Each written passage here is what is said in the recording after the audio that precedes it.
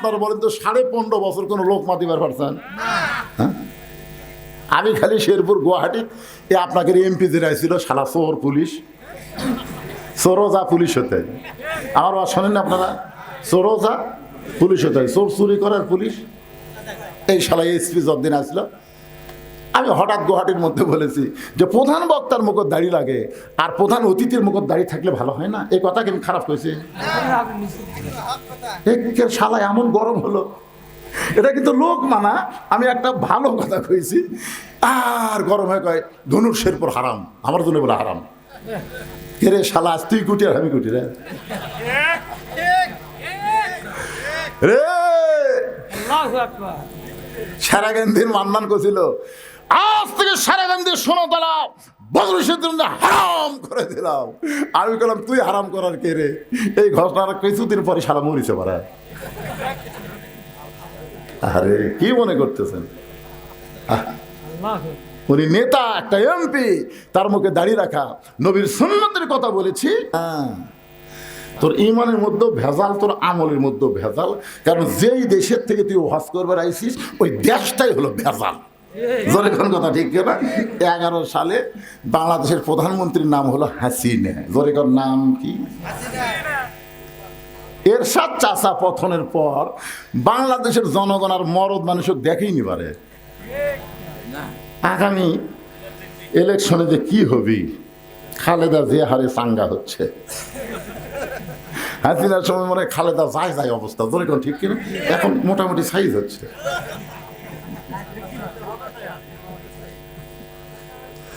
আপনারা একটা সিদ্ধান্ত নেন, মা তারাক্তু বাদি আলা উম্মতি ফিতনাতুন আদার রাজুল মিনান নিসাই, রাওয়াহুল বুখারী কিতাবুল ফিতান। আল্লাহ রাসূল বলেছেন আমার পরে আমার উম্মতের জন্য সবচাইতে বড় বিপদ হলো পুরুষ মানুষের জন্য নারী নেত্রী হওয়া। নারী নেত্রী হওয়ার পরে ইন্না লিল্লাহ কোনোদিন পড়ছে? এই যে আগামী তার কোন নারীকে বাংলাদেশের নেত্রী আমরা দেখতে চাই না। পুরুষ মানুষ হবে বাংলাদেশের নেতা। ধরে গান কথা ঠিক না? এটা হক স্লোগান। এর চাইতে ভালো স্লোগান আছে যে চোর ডাকাত বাটপারকে আর আমরা 300 জনের মধ্যে ওখানে পাঠাবো না। এই মমতাজের মতন খারাপ গায়িকা গেছে, নায়িকা গেছে, লুচ্চা গেছে, বাটপার গেছে, চোর গেছে, সব চুরি করে বাংলাদেশের টাকা বিদেশে পাচার করছে। একটা সন্তান জন্ম নেওয়ার সাথে সাথে 1 লাখ টাকা ঋণ নিয়ে জন্ম নিচ্ছে। হ্যাঁ, এই জন্য সবাই একটা স্লোগান দিয়ে আবার কবরে আসতেছি। ওই কবরে যদি ফুলগুলো এই কবর তৈরি করেন বেনামাজি দিয়ে। আপনি জানেন মান তারাকা সালাতু মুতাম্মিদান ফাকাত কাফারা, ইচ্ছা করে 1 ওয়াক্ত নামাজ যারা বাদ দিল তারা কাফের হয়ে গেল। আর এই শালা কাফেররা যদি কবর খোঁড়ে, কবর দেওয়া মাত্রই সওয়াল জবাব বাদই আযাব শুরু হয়ে যাবে। জোরে কোন কথা ঠিক কিনা? খালি বেনামাজি আমার এলাকার যারা কবর খোঁড়ে ওরা যাই মারা গেছে তার ছেলের কাছে না কারোর কাছে বলে হয় আমরা তো কবর খোঁড়ে যাচ্ছি 5 প্যাকেট সিগারেট দাও। এখন 5 প্যাকেট সিগারেট নিয়ে এরা কবর খোঁড়বার যায়। কবর যে খুঁড়তেছে ওর মুখত সিগারেট, যাই কবর সমান করতেছে ওর মুখত সিগারেট, যাই মাটি তুলতেছে ওই একটা টানতেছে। 5টা সিগারেট যদি গোরস্থানত চলে, আপনারা বলেন তো ফেরেশতা থাকবে? কারণ ফেরেশতা দুর্গন্ধ সহ্য করতে পারে না। ফেরেশতা সাইডে দেখাড়ায় আছে,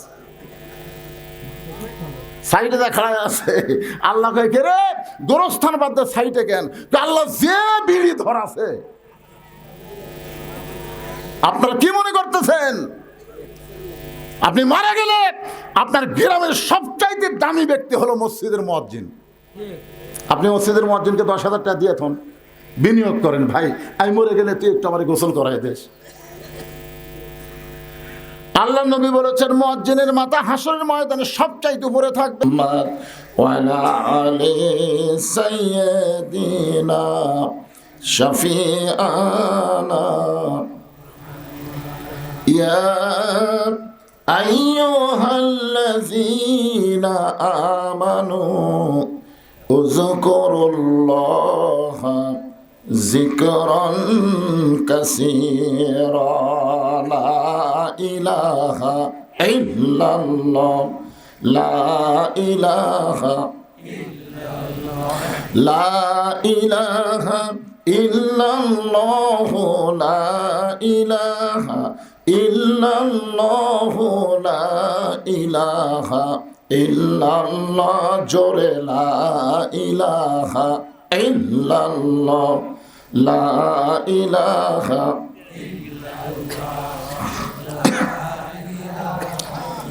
যার দিলে আছে আমার আল্লাহর ভয়, যার মনে আছে আল্লাহর ভয়, যার দিলে আছে আল্লাহর ভয়, আল্লাহ আল্লাহ সব সময়। আহার নিদ্রা ভালো লাগে না, এই দুনিয়া ভালো লাগে না, ভালো লাগে শুধু আল্লাহ জোরে লা ইলাহা ইল্লাল্লাহ লা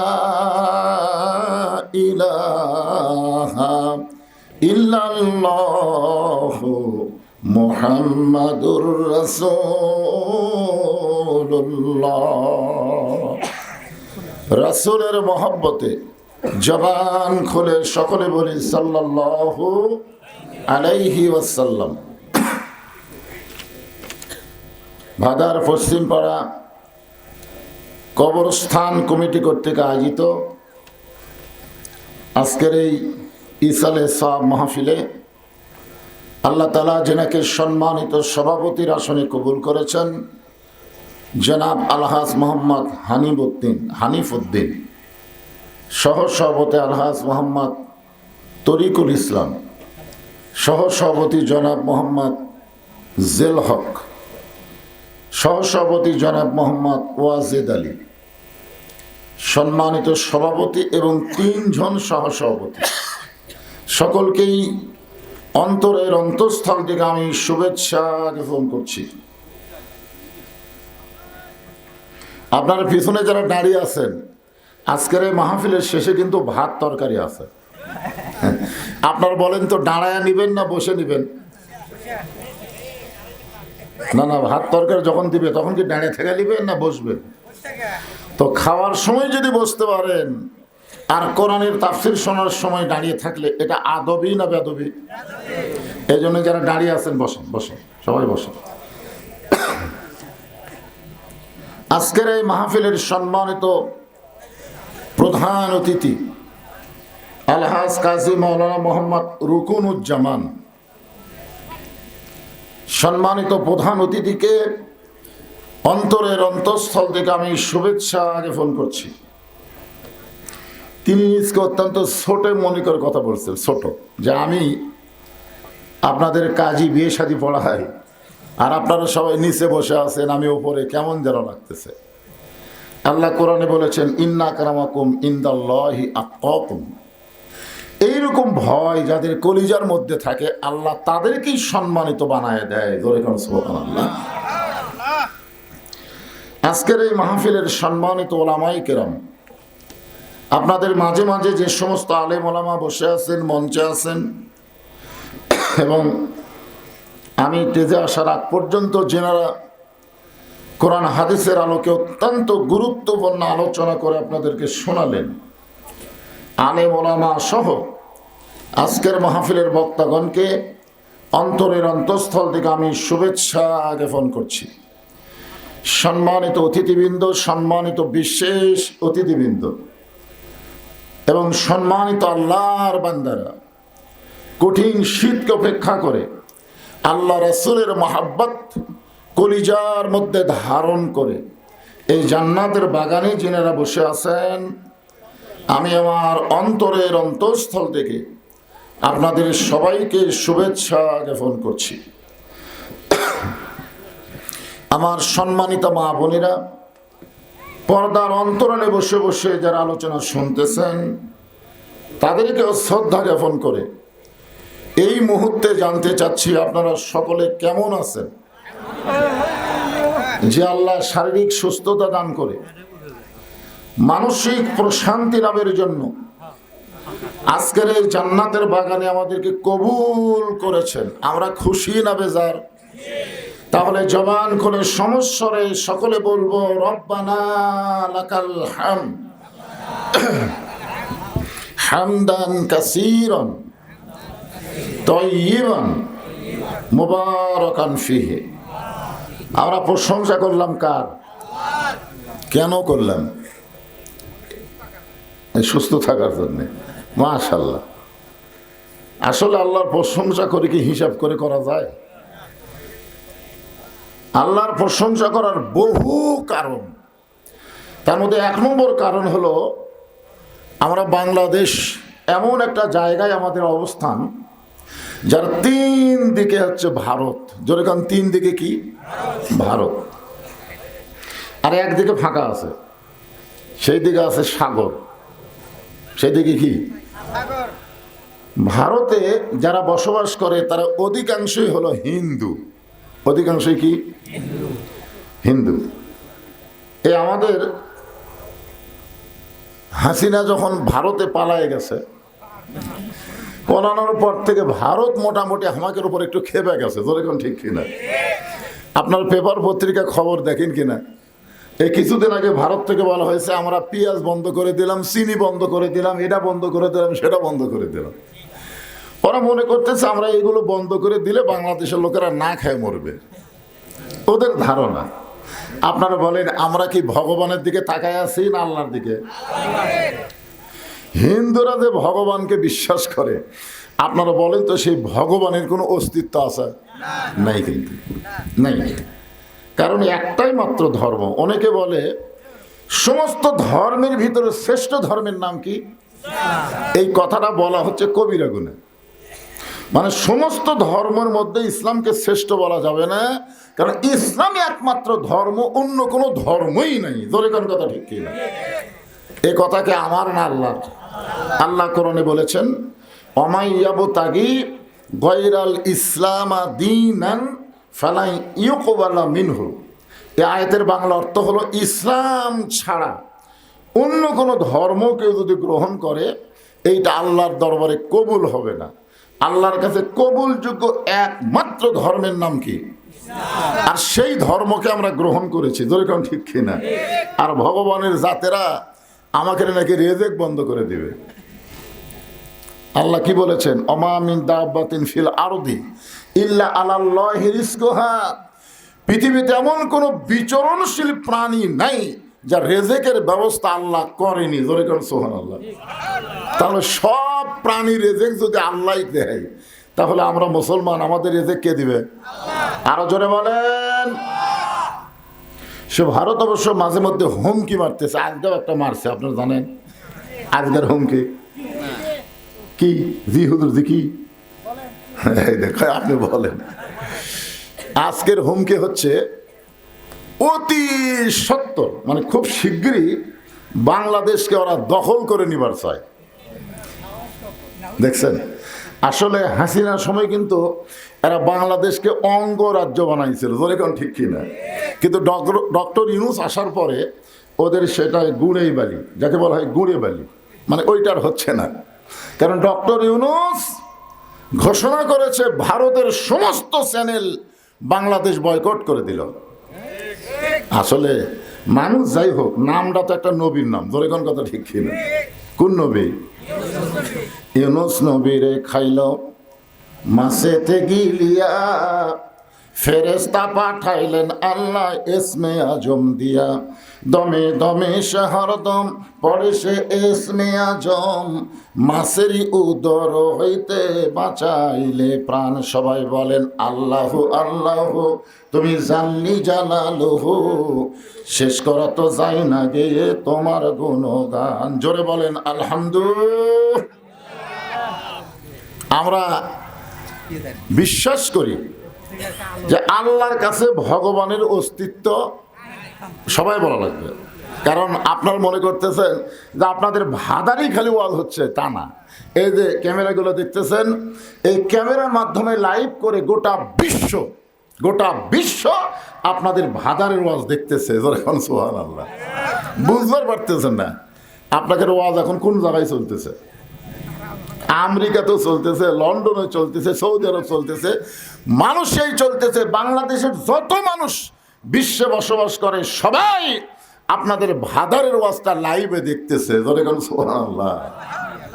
তাহলে তাহলে আপনারা যে কথাটা বলতেছেন এখানে আপনাদের মধ্যেই না তো কথা চলে যাচ্ছে। ভগবানের ভ বাদ দেন, দেন গবানের কোনো অর্থ ডিকশনারি নাই, খুঁজে দেখেন নাই। গবানের গ বাদ দিলে বান মানে বন্যা, দুনিয়ার কোনো মানুষ চায় না। বা বাদ দিলে নো মানে নাই, ভগবান নেই। আর সেই ভগবানের পাওয়ার নিয়ে ওরা হামাকে ধরবার চায়। আর আমাকে আল্লাহর খবর কি?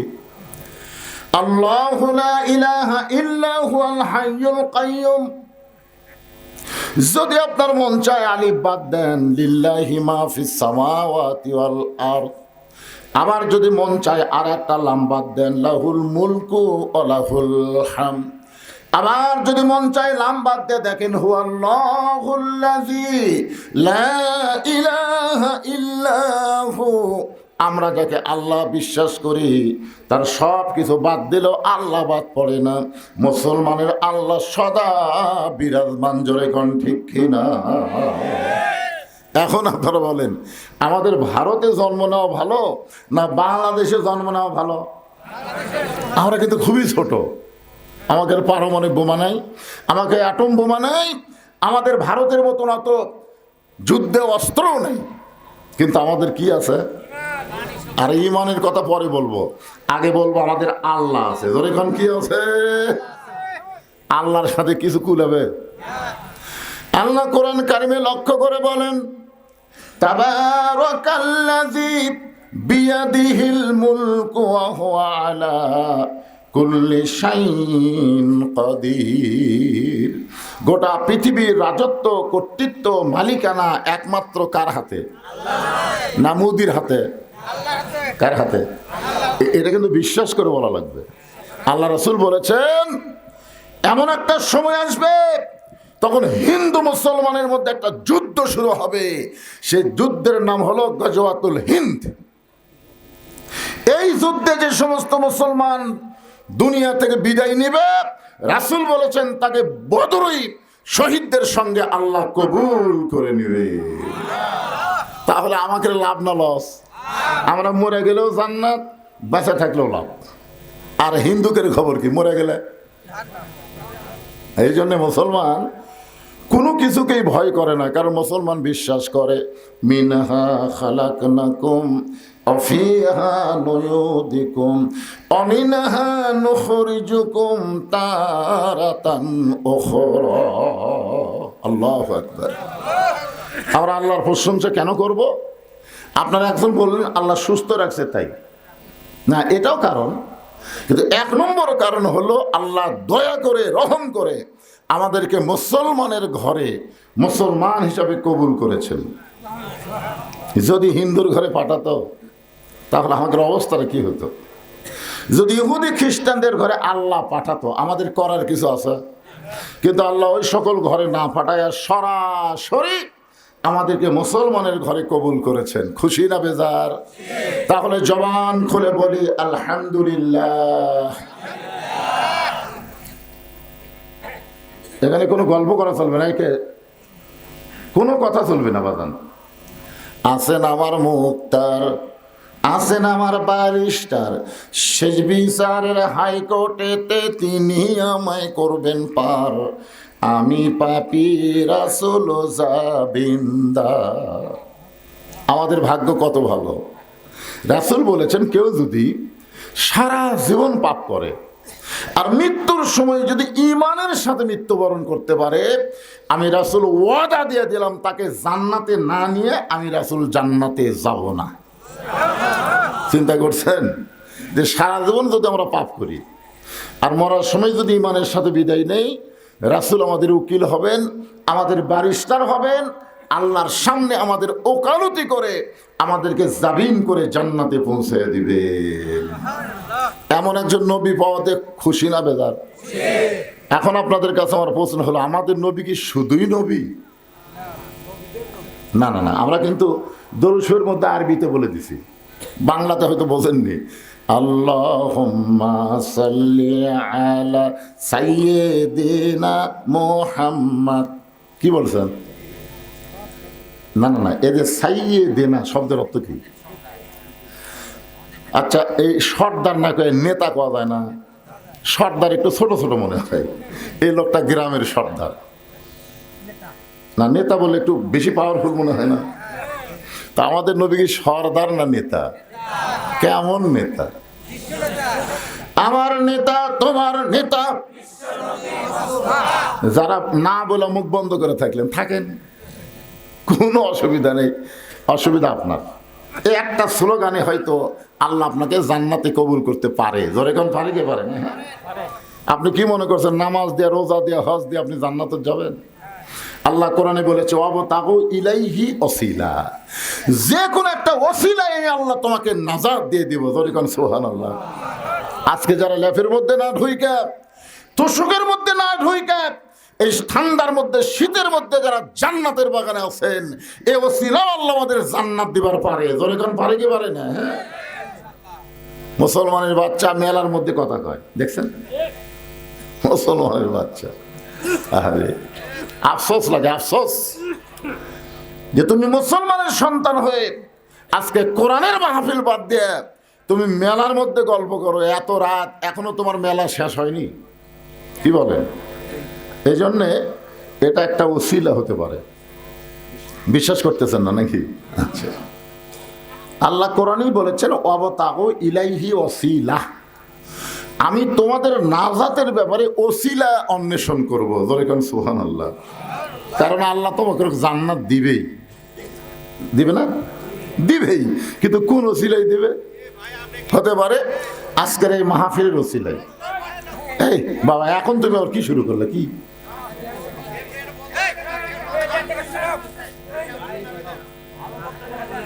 না না, এই দুই দিকে তোমরা সেট করছো, একেবারে ইয়ার লাগাল হয়ে যাচ্ছে। এখন এই সাইডের লোকগুলোকে আমিও দেখতে পাচ্ছি না, ওরাও আমাকে দেখতে পাচ্ছে না। আন্দারা মার দেওয়া লাগতেছে, কি এক বিপদ। না না, ভাঙ্গা ফেলে দিলে হবে না।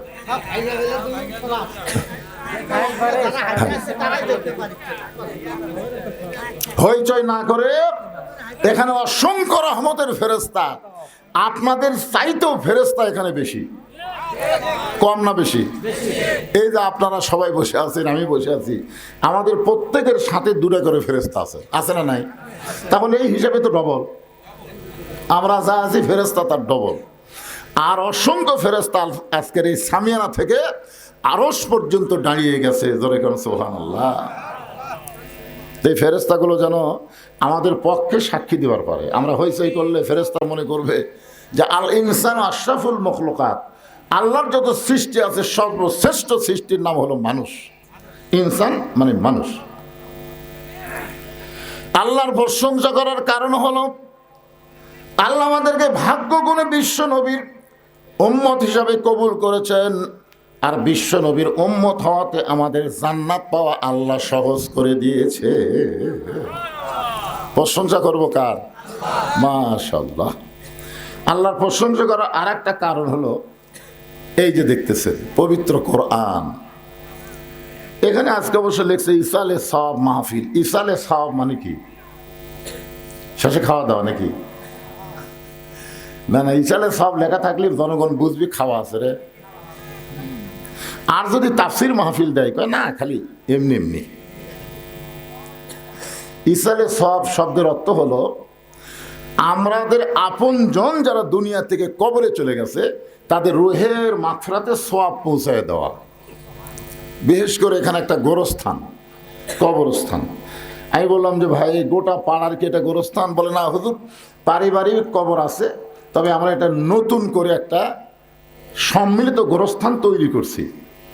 আল্লাহ রাসূল কিন্তু পারিবারিক কবরকে পছন্দ করেন নাই, তিনি সম্মিলিত গোরস্থানকে পছন্দ করে সর্বপ্রথম আল্লাহ নবী নিজের হাতে যে গোরস্থান তৈরি করছে ওই গোরস্থানের নাম হয়েছে জান্নাতুল বাকি। নাম কি? জান্নাতুল বাকি। সাহাবীরা বললেন হুজুর, সম্মিলিত গোরস্থানের মধ্যে লাভ কি? আল্লাহ রাসূল বুঝাই দিলেন এভাবে, মনে করেন আমি গরমের ভিতরে ওয়াজ করতেছি, গরম ওয়াজ করার কারণে আমার গাওটা খুব ঘেমে যাচ্ছে। তখন এক লোক দয়া করে পাকাই না আমাকে বাতাস করতেছে, শুধুমাত্র আমাকে লক্ষ্য করি কিন্তু বাতাস করতেছে, হুজুর বাতাসে একটু ঠান্ডা হবে। কিন্তু আমার আশেপাশে যারা আছে ওদেরকে কিন্তু লক্ষ্য করেনি। এখন আশেপাশে থাকার কারণে এরা কি বাতাস পাবে? এই যে আপনাদের গোটা গোরস্থানে যদি একজন আল্লাহওয়ালা শুয়ে থাকে, ওই আল্লাহওয়ালার জন্য আল্লাহ যখন রহমতের দরজা খুলে দিবে, প্রত্যেকটা কবর রহমতের একটা অংশ পাবে। যখন সুবহানাল্লাহ। আর একলা একলা দিবেন, ভালো হলে ভালো, খারাপ হলে শেষ। আমরা সকলে মিলে মরার পরও একসঙ্গে থাকতার চাই, কি ভাই? এই জন্যই কিন্তু গোরস্থানকে লক্ষ্য করে আজকের এই মাহফিল। এখন আসেন কবরকে নিয়ে আমি আজকে আলোচনা করব। বেশি রাজনীতিও করা যাবে না। এই গোলাম হোসেন যখন ওয়াজ করতেছিল, এক মেয়ে মানুষ, আমি যেখানে আছি ওখানে এক মেয়ে মানুষ বলতে, এক আমাদের এইখানে রাজনীতি করে একটা মেয়ে মানুষ। আমি ওটা শুনে ভয় খেয়েছি ভাই। হায় হায়, এখনো হাসিনার মায়ে আছে। আমি কোনো আজ ওয়াজ শেষ রে। মরদ গুলো তো বিড় বিড় করতেছে, আমি সব শুনতেছি। কে কি বলতেছে ওখান থেকে, ওদের পাশে খাওয়া দাওয়া হচ্ছে, ওখানে কে কি বলতেছে আমি সব শুনতেছি। কিন্তু একটা মেয়ে যখন চিৎকার দিয়ে বললো, এক আমাদের এই খালি রাজনীতি করতেছে, চিন্তা করছেন? তখন আমি নিয়ত করছিলাম রাজনীতি বাদ, খালি কবরকে নিয়ে আওয়াজ হবে। মরা তখন লাগবে, কি নিয়ে মরবেন, কেন কবরে যাবেন, কবরে কেমনে গেলে আল্লাহ জান্নাত দিবে, এই বিষয়গুলো আপনাদের সামনে উপস্থাপন করার দরকার আছে না? নাই, এইগুলাই বলবো। কোনো রাজনীতি ফাজনীতি নাই, হাসিনা যা করে করুক, আমাকে যা হয় হোক। হ্যাঁ, এই কারণে আমি একটা আয়াতে কারিমা তেলাওয়াত করেছি। আমাদের কাহালুতে কোনো মানুষ যখন মারা যায়, মরার খবর শুনেই সকলে বলে ইন্না লিল্লাহি ওয়া ইন্না ইলাইহি রাজিউন। আপনাদের শেরপুরের খবর কি? একই খবর। তার মানে বোঝা গেল মরার পরে আমাদের কাহালু যা, আপনাকে শেরপুরতেই। আসলে এটা কি মরার আয়াত? এইটাই বুঝতে হবে আগে। আল্লাহ কোরআন লক্ষ্য করে বলতেছেন, ইজাব মানে যখন আসাবাতুহুম মুসিবাত, তোমাদের উপরে বিপদ আপদ মুসিবত আসবে, ক্বালু তখন তোমরা বলবা ইন্না লিল্লাহি ওয়া ইন্না ইলাইহি রাজিউন। এখন কি বুঝলেন? এটা কি মরার আয়াত না বিপদ আপদ মুসিবতের আয়াত? কারণ এখানে তো অ্যাঙ্গেলে নেই, ডাইরেক্ট একের শাব্দিক অর্থ আপনাদের শোনা দিলাম। ইজা মানে যখন, আসাবাতুহুম মুসিবা, তোমাদের উপরে বিপদ আপদ মুসিবত আসবে, আল্লাহ বলতেছেন ক্বালু তখন তোমরা বলো ইন্না লিল্লাহি ওয়া ইন্না ইলাইহি রাজিউন। এখন যে আপনারা ইন্না লিল্লাহ পড়েন মানুষ মরার পরে, এই ইন্না লিল্লাহর বাংলা অর্থ কি?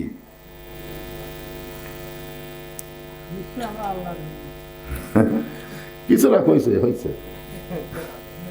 আচ্ছা ঠিক আছে, আমি একটা গান গাই, দেখেন তো গান দিয়ে বুঝতে পারেন কিনা। এগুলো আসলে গান না, এগুলো হচ্ছে কোরআনেরই সুরে গানের আকারে আপনাদের সামনে উপস্থাপন করা। কোন বনের পাখি তুমি আইলারে কোন বনে, আবার কোন বনেতে যাইতে হবে পড়ছে নাকি মনে। বুঝতে পারছেন? আমি একটু সহজ করে দিই। আমরা কোথায় ছিলাম, আমরা কোথায় আসলাম, আবার কোথায় যাব। একজন ভাই বলতেছে আমরা জান্নাতে ছিলাম। জান্নাতে আপনি আসলেন? আদম আলাইহিস সালাম জান্নাতে ছিল। আদম আলাইহিস সালাম জান্নাতে ছিল। জান্নাতেই যদি থাকবে তাহলে কেন বললেন ওই গাছের কাছে যাইও না? জান্নাতের মধ্যে কোনো হুকুম থাকবে না তো। জান্নাতের শর্ত হলো আলা তাস্তাহি আনফুস, যা চাবে তুমি জান্নাতে তাই করতে পারবে। যখন সুবহানাল্লাহ। আদম আলাইহিস সালামকে আল্লাহ কি বলছেন? ওই গাছের কাছে যাইও না। তার মানে বোঝা গেল জান্নাতে হুকুম আছে, সব গাছের কাছে যাবা, ওটার কাছে যাওয়া হবে না। এর মানে বোঝা গেল ওটা জান্নাত নয়। জান্নাতে যাইতে গেলে শর্ত হলো ফাদখুলি ফি ইবাদি ওয়াদখুলি জান্নাতি। আয়াতের বাংলা অর্থ হলো তুমি যখন আল্লাহর ইবাদতকারী বান্দা হয়ে যাবে, তুমি তখনই জান্নাতে প্রবেশ করবে। ইবাদত করা ছাড়া জান্নাতে প্রবেশ করা যাবে। হ্যাঁ, একে ডাইরেক্ট ফাদখুলি ফি ইবাদি অদখুলি জান্নাতি। এখন আমরা বলবো আমরা জান্নাতে ছিলাম না, আমরা একটা জগতের মধ্যে ছিলাম। সে জগতের নাম হলো আলমে আরওয়াহ। আলমে আরওয়াহ, রুহের জগৎ। এই রুহের জগৎ থেকে আল্লাহ আমাদেরকে পাঠাইলো দুনিয়ার জগৎ। এই দুনিয়ার জগৎ থেকে আমরা যাব কবরের জগৎ। যেরকম ঠিক কিনা? আল্লাহ রাসূল বলেন সর্বশেষে যেই ব্যক্তি দুনিয়া ছাড়বে, কবরের জগতে তাকে কম পক্ষে 50,000 বছর থাকা লাগবে। কত বছর? বিশ্বাস করতেছেন না নাকি?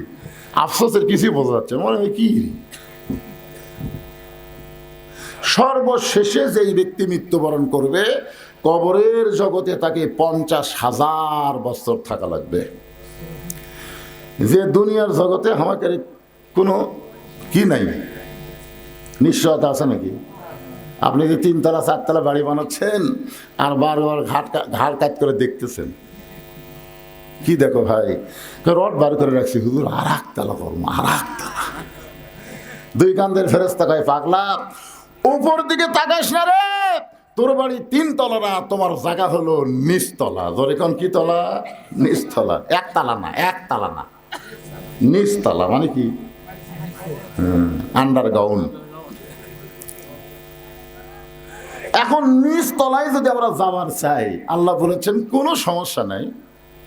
ইয়া আইয়ুহাল্লাযীনা আমানুত্তাকুল্লাহা হাক্কা তুকাতিহি ওয়া লা তামুতুন্না ইল্লা ওয়া আনতুম মুসলিমুন। কোনো সমস্যা নাই, যদি মুসলমান হয়ে মরতে পারো, তোমাদের নিচতলা কবরকে আমি আল্লাহ জান্নাতের বাগান বানায়া দেব। তার মানে কি বুঝতেছেন? কি হয়ে মরা লাগবে? আমরা কার ঘরে জন্ম নিছি? মুসলমানের ঘরে জন্ম নিলাম, অথচ আমাদেরকে আল্লাহ বলতেছেন মুসলমান হয়ে তোমাকে মরা লাগবে। এখানেই তো মারিফতের পেঁয়াজ। কিন্তু মুসলমানের ঘরে জন্ম নিলাম, আবার আল্লাহ কেন বলতেছেন মুসলমান না হয়ে মরিস না রে?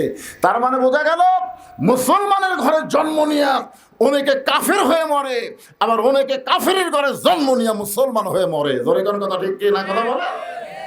হ্যাঁ, মুসলমানের ঘরে জন্ম নিয়া কোরআনের কথা বললে কয় রাজনীতি করতেছে। ওই কি মুসলমান?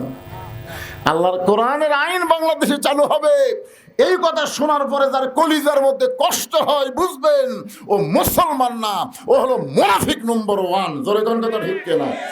1 নম্বর মুনাফিক। নবীর পিছনে নামাজ পড়ে, নবী হলেন ইমাম, সামনে কাতারের মুসল্লি, পাগড়ি ঠিক আছে, দাড়ি ঠিক আছে, জুব্বা ঠিক আছে, সব 1 নম্বর। কিন্তু কোরআনের একটা আয়াত যখন নাজির হলো, তখনই ওই ধরা খেলো। আর টুপি পাগড়ি জুব্বার মধ্যে যে কি মাল লুকাইছিল, এটা আগে নবী বুঝবার পারেনি। কিন্তু যখন কোরআনে একটা আয়াত নাজিল হয়েছে, তখন এই ধরা খাচ্ছে। আয়াতটা হলো ইয়া আইয়ুহান নাবিয়্যু হারজিল মুমিনিনা আলাল কিতাল। ওগো নবী, যাদেরকে কাতারবদ্ধ করে জামাত নামাজ আদায় করতেছেন, তাদেরকে কাফের বেঈমানদের বিরুদ্ধে সৈন্য হিসাবে গড়ে তোলেন। কারণ যে কোনো সময় মক্কার কাফেরেরা মদিনা আক্রমণ করতে পারে, আর মদিনা আক্রমণ করলে আপনি নামাজ দিয়া রোজা দিয়া মদিনা রক্ষা করতে পারবেন না। ওই কাফেরদের বিরুদ্ধে অস্ত্র ধরা লাগবে।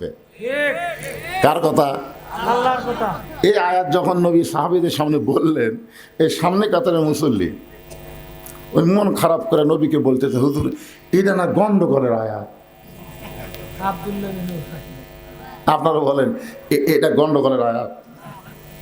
আজকে যদি ভারতেরা বাংলাদেশকে আক্রমণ করে, আমরা তখন মসজিদে যাই বলবো দোয়া করবো, আল্লাহ আল্লাহ আল্লাহ ভারতের হাত থেকে আমাদের দেশকে রক্ষা করো আল্লাহ। এই দোয়া করার টাইম আছে? এই আয়াত নাজিল হওয়ার পর আর দোয়া করার সময় আছে? যার যা আছে ইমানের বলে বলিয়ান হয়ে হিন্দুদের বিরুদ্ধে যুদ্ধ করা লাগবে। ধরে কোন কথা ঠিক না? এই আয়াতই যদি মক্কার কাফেররা মদিনা আক্রমণ করতে আসে, আপনি দোয়া দিয়ে, দরুদ দিয়ে, নামাজ দিয়ে, রোজা দিয়ে আপনি মদিনা রক্ষা করতে পারবেন না, বরং ওদের বিরুদ্ধে অস্ত্র ধরা লাগবে। এ কথা কার? এখন এই জুব্বালা কি কয়? আজকে যারা বলতেছে রাজনীতি করতেছে, এরা কি? এই একই মাল। আল্লাহ নবী চমকে গিয়ে বললেন, মাবুদ, সামনে কাতারের মুসল্লি হইয়া তোমার আয়াতকে গন্ডগোলের আয়াত বলতেছি, কে? একটা আমি চিনবার পারতেছি না। সঙ্গে সঙ্গে আল্লাহ আয়াত নাজিল করলেন, অমিনান নাসি মাইয়াকুলু আমান্না বিল্লাহি ওয়া বিল ইয়াউমিল আখিরি ওয়া মা হুম বিমুমিনিন। আল্লাহ বিশ্বাস করে, আখিরাতকে বিশ্বাস করে, আমি আল্লাহ বলতেছি ওই মুমিনই নয়, ও হলো মুনাফিক। জোরে কোন কি কথা কন না কেন? তো আমরা পাপী হতে পারি, গুনাহগার হতে পারি, কিন্তু আমরা মুনাফিক হতে পারবো না। জোরে কোন কথা ঠিক কি না? আপনারা বলেন তো, মুনাফিকের জায়গা কোথায়? ওপরে না নিচে? এ বাবা, এদিকে গল্প টল্প করিস না রে, মিডিয়ার ম্যানেরা চুপ করে বসতে শোনো। মুনাফিকদেরকে আল্লাহ জাহান্নামের সবচাইতে নিচে জায়গা দিবেন। সাহাবীরা জিজ্ঞাসা করলেন, ইয়া রাসূলুল্লাহ, জাহান্নামের নিচে মুনাফিকের খাদ্য কি হবে? রাসূল বলেন, ওপরে যে কাফের থাকবে, ওই কাফেররা যে পেশাব পায়খানা করবে, ওই পেশাব পায়খানা হবে মুনাফিকের খাদ্য। তাহলে কাফেরের পেশাব পায়খানা হলো মুনাফিকের খাদ্য। এখন আপনারা বলেন, আমরা কিছু মুনাফিক হবার চাই? তাহলে কি হয়ে মরা লাগবে? মুসলমান হয়ে মরতে গেলে আমাদের করণীয় কি? এই যে একটা গজল আছে, কিন্তু যেদিন ডাক পড়িবে কবর মাঝে যাইতে, জোগাড় কিছু করছ বন্ধু তার মাঝে বিছাইতে। আপনার বলেন তো, কবে ডাক পড়বে? দেখেন কি বলতে, কিন্তু যেদিন, মানে সময় বান্ধা দেয়নি বাদান। যদি আল্লাহ বলতো, যা তুই যাচ্ছ যা, তুই 60 বছর বাঁচবো, তুই 70 বছর বাঁচবো রে, তোকে আমি সময় 70 বছর দিলাম, তাহলে 50 বছর যা ইচ্ছা তাই করে 51 থেকে তওবা তাসির করিয়া, বুঝলেন? আমি যা হুসির দিন গুনতেছি। এই সবাই বলে বয়স বাড়ে, আমি বলি কমে রে। একটু মনোযোগ দিয়ে শুনবেন, যে কোনো সময় যদি আমাদের মৃত্যু হয়, তাহলে আমাদের এখন থেকে প্রস্তুতি গ্রহণ করা লাগবে। আর মুসলমানের 1 নম্বর প্রস্তুতি হলো নামাজ। নামাজ যদি না থাকে, আপনি ঈমান এবং মুসলমানিত্ব রক্ষা করতে পারবেন না। এখন আসেন, মনোযোগ দিয়ে শোনেন। ইজা আসাবাতুহুম মুসিবাতুন ক্বালু ইন্না লিল্লাহি ওয়া ইন্না ইলাইহি রাজিউন। বিপদ আপদ মুসিবত যখন আসবে, এখন আপনাদের কাছে আমার প্রশ্ন হলো, এখানে সংক্ষেপে ছোট প্রশ্ন, খুব ছোট, যে বর্তমানে আপনাকে শেরপুর এই এলাকার জন্য সবচাইতে বড় বিপদ কি? যে বিপদের সময় আল্লাহ ইন্নালিল্লাহ পড়ার হুকুম দিল, কলু মানে কি আল্লাহ ফরজ করে দিল। এখন আপনারা বলেন, আপনাদের এলাকায় সবচাইতে বড় বিপদের নাম কি?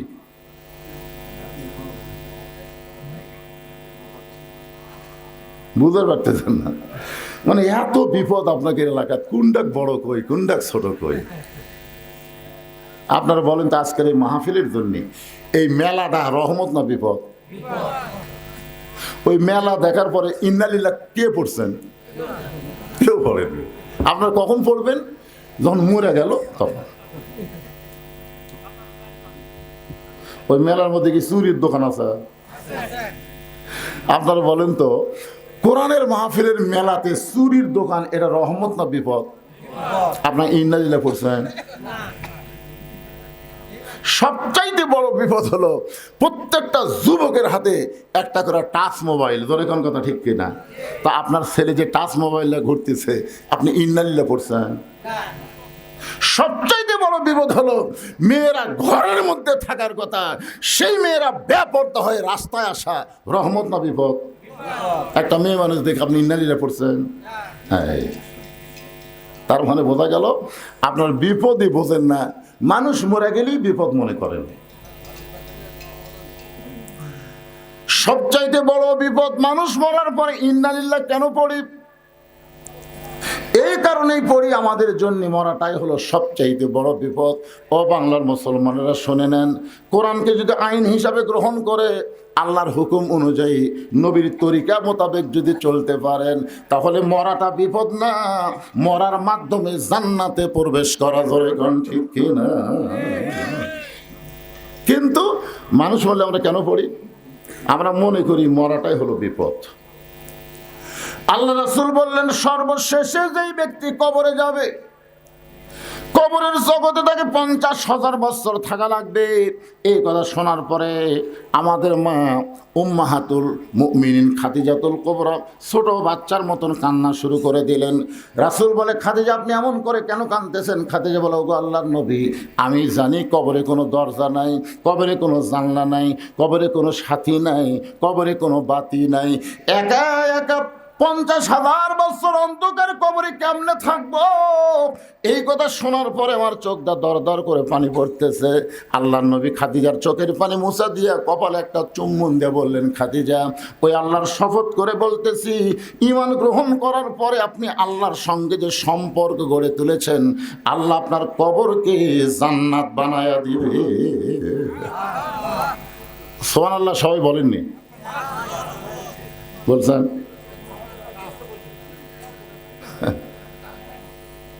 এবার এই তিনজন কি গল্প করে?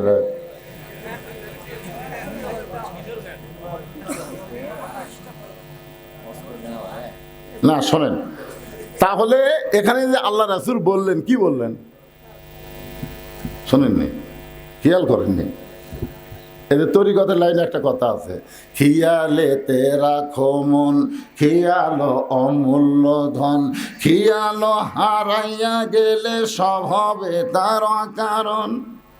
আগে যখন আমি ছোটবেলা হাল বোতাম, হালুয়া বোঝেন না, আমি সবসময় 2 নম্বর হাল ধরতাম। 2 নম্বর হাল ধরে আমার কোনো সময় ঘুম ধরতো। তো একদিন গরুর পাওয়া ফাল ঢুকছে, আমার আব্বা এসে চর দেখা, এই তুই খেয়াল করে হাল বলছো। আসলে কিন্তু আমার খেয়াল ছিল না, বেখেয়াল হয়ে গেছে, ঢুকে গেছে। ধান কাটতে কাটতে যারা বেখেয়াল হয় তারাই কিন্তু হাত কাটে। জোরে কোন কথা ঠিক কিনা? একটু মনোযোগ দিয়ে শুনবেন। আল্লাহ রাসূল বললেন, খাদিজা, ঈমান গ্রহণ করার পরে আল্লাহর সঙ্গে আপনি যে সম্পর্ক গড়ে তুলেছেন, আল্লাহ আপনার কবরকে জান্নাত বানায়া দিবে। এখানে আমি আপনাদের কি বুঝাবার চাইলাম, আল্লাহর সঙ্গে সম্পর্ক করতে গেলে ঈমানের পরে করা লাগবে, ঈমানের আগে কোনো সম্পর্ক করা যাবে না। ঈমানের আগে সম্পর্ক করেছিল নবীর চাচা আবু তালেব, আল্লাহ তাকে জান্নাত দিবে না। দাতা হাতেম তাই আল্লাহর সঙ্গে সম্পর্ক করতে চেয়েছিল, দান করে আল্লাহ তাকে জান্নাত দিবে না। বাদশাহ নওশেরন ঈমান গ্রহণ করার আগে ন্যায়পরায়ণ বাদশাহ হয়েছিল, কিন্তু আল্লাহ তাকে জান্নাত দিবে না। আল্লাহর যত কাজ তুমি করবার চাও, আগে ঈমান গ্রহণ করার পরে তারপরে করা লাগবে। ধরে কোন ঠিক কিনা? আপনি নামাজ পড়বার গেলে আগে কি লাগবে? জোরে কোন? ঈমান। ঈমান ছাড়া নামাজ পড়লে হবে? আসরে নামাজ পড়ার পরে জমিত গেছে, দেখো ওপর জমিত পানি চলমল করতেছে, নিচে ওর জমিত পানি নেই। কে রে, এত পানি উপরে, আমারটা পানি নেই। ওই চারিদিকে তাকাছিল, চারিদিকে তাকা, কেউ নাই। আস্তে করে বসে জমির আল কাটা দিয়ে ওই পানি দিয়ে হাত ধোছে, ধুয়ে আবার দাঁড়ায় চারিদিকে তাকায় বলতেছে, আলহামদুলিল্লাহ কেউ দেখেনি। এখন আপনারা বলেন, লোকটার কিন্তু আসরের নামাজ আছে, কিন্তু কি নাই? ঈমান যদি থাকতো তাহলে বলতো যে কেউ না দেখলো আল্লাহ দেখতেছে রে। জোরে কোন ঠিক কিনা? সাহাবারা বললেন, রাসূলুল্লাহ মা হুয়াল ঈমান, এই ঈমানটা কি? আল্লাহ রাসূল বললেন, ইকরার বিল লিসান, তাসদিক বিল জানান, আমল বিল আরকান, এরই নাম হলো ঈমান। জবানে বলতে হবে লা ইলাহা ইল্লাল্লাহ, জবানে বলা লাগবে। সবাই বলেন লা ইলাহা ইল্লাল্লাহ, লা ইলাহা ইল্লাল্লাহ, লা ইলাহা ইল্লাল্লাহু মুহাম্মাদুর রাসূলুল্লাহ। আপনার বলেন তো, এই ইকরার বিল লিসান রাসূল যদি বলতো এটা ঈমান, তাহলে আমাদের জন্য তো কোনো সমস্যাই হতো না। কিন্তু মারাত্মক ক্যাচ মারছে ভাই, তাসদিক বিল জানান। খালি মুখের মধ্যে কলেমা জপলে হবে না রে, ওই কলেমাটা কলিজার মধ্যে ঢুকান লাগবে। জোরে কান কার ভিতর?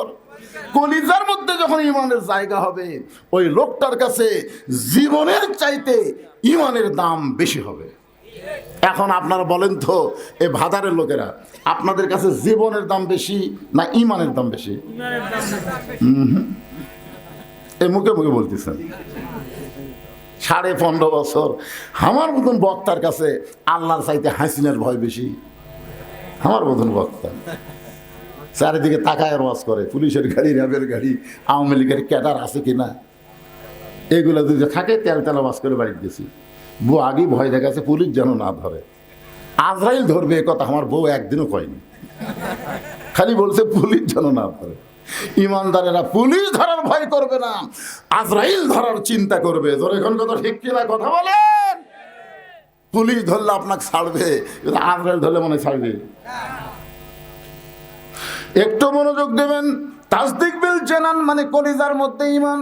কলিজার মধ্যে যখন কারো ঈমান ঢুকে যাবে, ওই মানুষটা জীবনের চাইতে ঈমানের গুরুত্ব বেশি দিবে। দরকার উকিল বলবে আপনার ফাঁসি হবে রাত্রি 12টায়। নাম হলো মীর কাসেম আলী। নাম কি? মীর কাসেম আলীকে বলেছে রাত 12টায় আপনার ফাঁসি হবে। এখন কয়টা বাজে? 9:30। তাহলে 2 ঘন্টা ঘুম পাড়ি, 2 ঘন্টা ঘুম পাড়ি, তুমি আমাকে ডাক দিও। যদি আমি চেতন না পাই তুমি আমাকে ডাক দিও।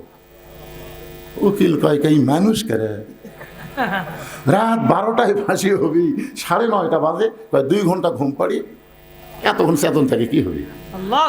2 ঘন্টা ঘুম পড়ে, তুমি 8 ঘন্টা আগে আমাকে ডাক দিও। যদি আমি চেতন পাই তাহলে লাগবে না, আর যদি না পাই আমাকে ডাক দিও। উকিল কয় এটা মানুষ না। 3 ঘন্টা পর তার ফাঁসি হবি, আর এই কয় আমি ঘুম পাড়ি। যাই হোক, উকিল বিশ্বাস করে, মনে করছে পাগল হয়ে গেছে, ফাঁসির চিন্তা পাগল হয়ে গেছে। একেবারে 8 ঘন্টার সময় যখন আছে, তখন উকিল সাহেব এসে দেখে লাখ টাকা ঘুম পাড়তেছে।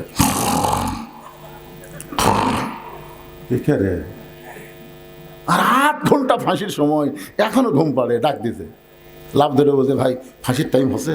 না স্যার, এখন 8 ঘন্টা আছে। তাহলে 2 রাকাত নামাজ পড়ি। অজু করে সে 2 রাকাত নামাজ পড়ে এখানে পাঞ্জাবি টাঞ্জাবি গাওয়াত দিয়ে আতর সুরমা লাগে, বলতে চ যাই। উকিল বলতেছে কোথায় যাবেন? কোথায়? বলে ফাঁসির কাজটা। আপনি জানেন আপনার ফাঁসি হবে, মৃত্যু হবে। মীর কাসেম আলী মুসকে মুসকে হাসার বলে তোমরা বলো আমার ফাঁসি হবে, কিন্তু আমার আল্লাহর কোরআন বলতেছে আমার মৃত্যু হবে না।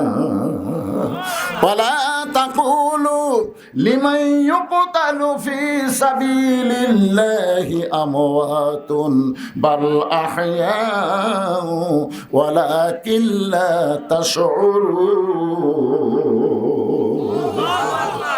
কলিজার মধ্যে যখন ঈমানের জায়গা হবে, ওই মানুষটা ফাঁসিকে মৃত্যুবরণ করবে না, বরং ফাঁসিকে আল্লাহর জন্য জীবিত মনে করে তারা হাসতে হাসতে ফাঁসির মঞ্চে যাবে, কারণ তাদের কাছে জীবনের চাইতে ঈমানের দাম বেশি। এবার জানে মুখত মাস্ক রাখা, আসো মাস্কটা খুলো তো, এতদিন পর আছি, তোমার চেহারা দেখো না। আমি ঠিক আছে, এটা দেখার জন্য বললাম বাবা, মুখ দিয়ে থাকো, যখন মোটর সাইকেল চালাও, ধুলে বালি যেন আপনার নাকে মুখে না ঢোকে। এই জন্য মাস্ক খালি করোনার সময় না, সব সময় পরা দরকার, ঠিক না? আর মেয়ে মানুষের মাস্ক তো পরাই লাগবে। আর মুখত মাস্ক দিলে ওরকে সোনার চেহারা দেখা যায় না, ঠিক কিনা বলেন? কিন্তু করোনার সময় সব মেয়ে মানুষ মুখত মাস্ক দিচ্ছে, আর দিচ্ছে না। মেয়ে মানুষের করোনা বেশি বিপদ না পর পুরুষ দেখা বেশি বিপদ? ইন্নালিল্লাহ কখন পড়বেন? করোনা এলে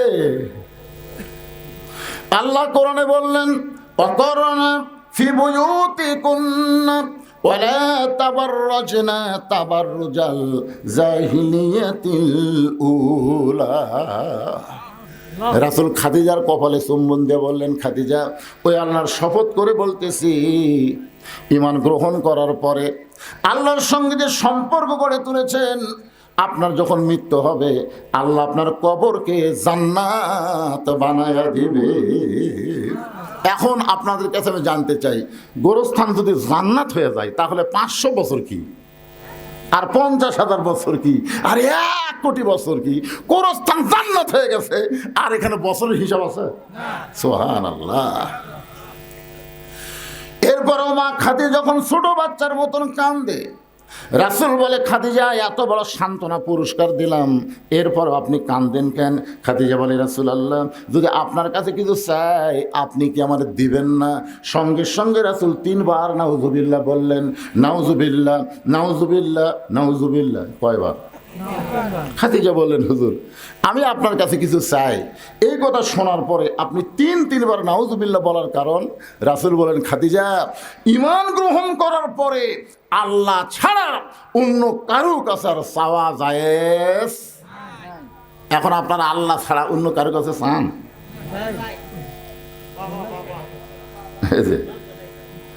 আমার দয়াল বাবার দরবারেতে কেউ ফিরে না খালি হাতে। একটা বক্তা আছে দেখবেন খালি বাবার ওয়াজ করে। আল্লাহর ধন নবীর দিয়া, আল্লাহ আছে গায়েব হইয়া, নবীর ধন খাজানিয়া শুয়ে আছে আজমিরে, কেউ ফিরে না খালি হাতে, খাজারে তোর দরবারেতে। জোরে কন, আরো জোরে কন। এটা কি হয় বলা লাগবে? কেউ ফেরে না খালি হাতে, আল্লাহ তোমার দরবারেতে। ইয়াকা নাবুদু ওয়া ইয়াকা নাস্তাইন। আমরা গোলামি করে আল্লাহর সাহায্য চাইবো আল্লাহর কাছে, আল্লাহ ছাড়া অন্য কারো কাছে চাওয়া যাবে না, এমনকি নবীর কাছেও চাওয়া যাবে। আল্লাহ রাসূল চাইতে পারবেন? 11 সালে হজ করতে গেছিলাম প্রথম। আমরা তো গোরস্থানে যাই, আমরা দোয়া দরুদ পড়ে হাত তুলি না। ভাই আপনারা হাত তোলেন না গোরস্থানে? দোয়া দরুদ পড়ে যারা কবরে আছে তাদের রুহের মাগফিরাতে আমরা দোয়া করি। আমি মনে করছিলাম সবচাইতে দামি, যাকে কবরই বলা যাবে না, আল্লাহ রাসূলের, এটাকে আমরা কি বলি, কবর না রওজা? সবাই বলে ওই যে রাসূলের রওজা, পাশে আবু বকরের কবর, পাশে উমরের কবর। আমি মানুষের মুখে বলতে শুনেছি, রাসূলের কিন্তু কবর কয়নি, বলে যে রাসূলের রওজার পাশে আবু বকরের কবর, পাশে উমরের কবর। তার মানে বোঝা গেল যে এই আবু বকর উমর কবর আর রাসূলের কবর না। কারণ কি এখানে রওজা বলার কারণ কি? আমি একটা গজল গাই, দেখেন তো আপনারা বুঝতে পারেন কিনা। গাবো?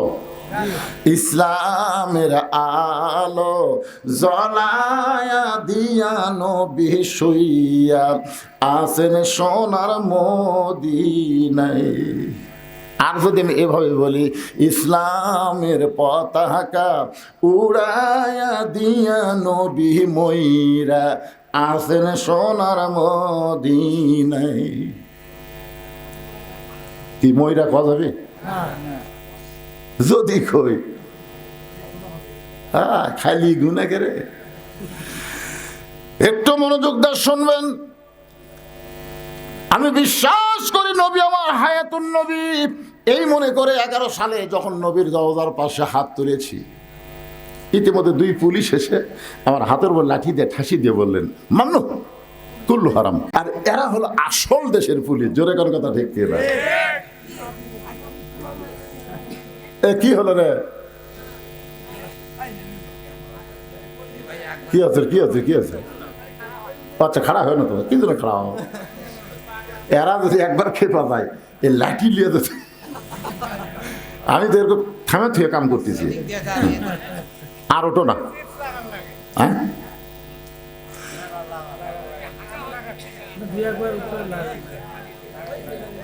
হ্যাঁ কি বলতেছিলাম, কি বলতেছি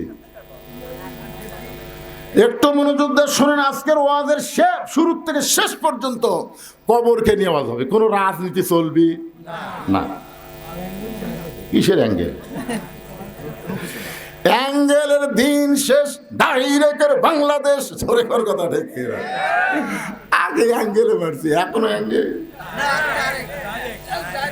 আমি আজ প্রায় 10 বছর থেকে দোয়া করতেছি, আল্লাহ এই অ্যাঙ্গেল আর কতদিন মারবো আল্লাহ। কুল জাল হক ওয়া যাহাকাল বাতিল ইন্নাল বাতিলা কানা যাহুকা, সত্য যখন আসবে মিথ্যা তখন পালায়ে যাবে, আলো আসলে অন্ধকার আর থাকবে না। জোরে করে কথা ঠিক। হ্যাঁ, কি বুঝলেন? ইউনুস নবীর নামে গজল এমনি এমনি কইলেন? কে যেন হাসিনা বলছে, এই মহা বিপদের মধ্যে আপনি কোন দোয়া পড়তেছেন? হাসিনা বলতেছে, পড়বার গেলে ওর নাম মনে আসে, এই জন্য পড়ি না। লা ইলাহা ইল্লা আনতা সুবহানাকা ইন্নী কুনতু মিনাজ জালিমিন। আপনারা পড়েন না ভাই বিপদ আপদে মুসিবতে? একটু মনোযোগ দিয়ে শুনবেন। আল্লাহর নবী রওজার পাশে হাত তুলবার দেয়নি, বলেছে হারাম। আমার মন বলতেছে 2 টাকার পুলিশ হয়ে আমার মতন মৌলবীর হাতর ঠাসি মারল, তুই হক চিনিস? এটা আমার মন। আর ইমান বলতেছে, মাওলানা তোর ইমানের মধ্যেও ভেজাল, তোর আমলের মধ্যেও ভেজাল, কারণ যেই দেশের থেকে তুই হজ করবার আইসিস ওই দেশটাই হলো ভেজাল। জোরেখন কথা ঠিক না? 11 সালে বাংলাদেশের প্রধানমন্ত্রীর নাম হলো হাসিনা। জোরেখন নাম কি?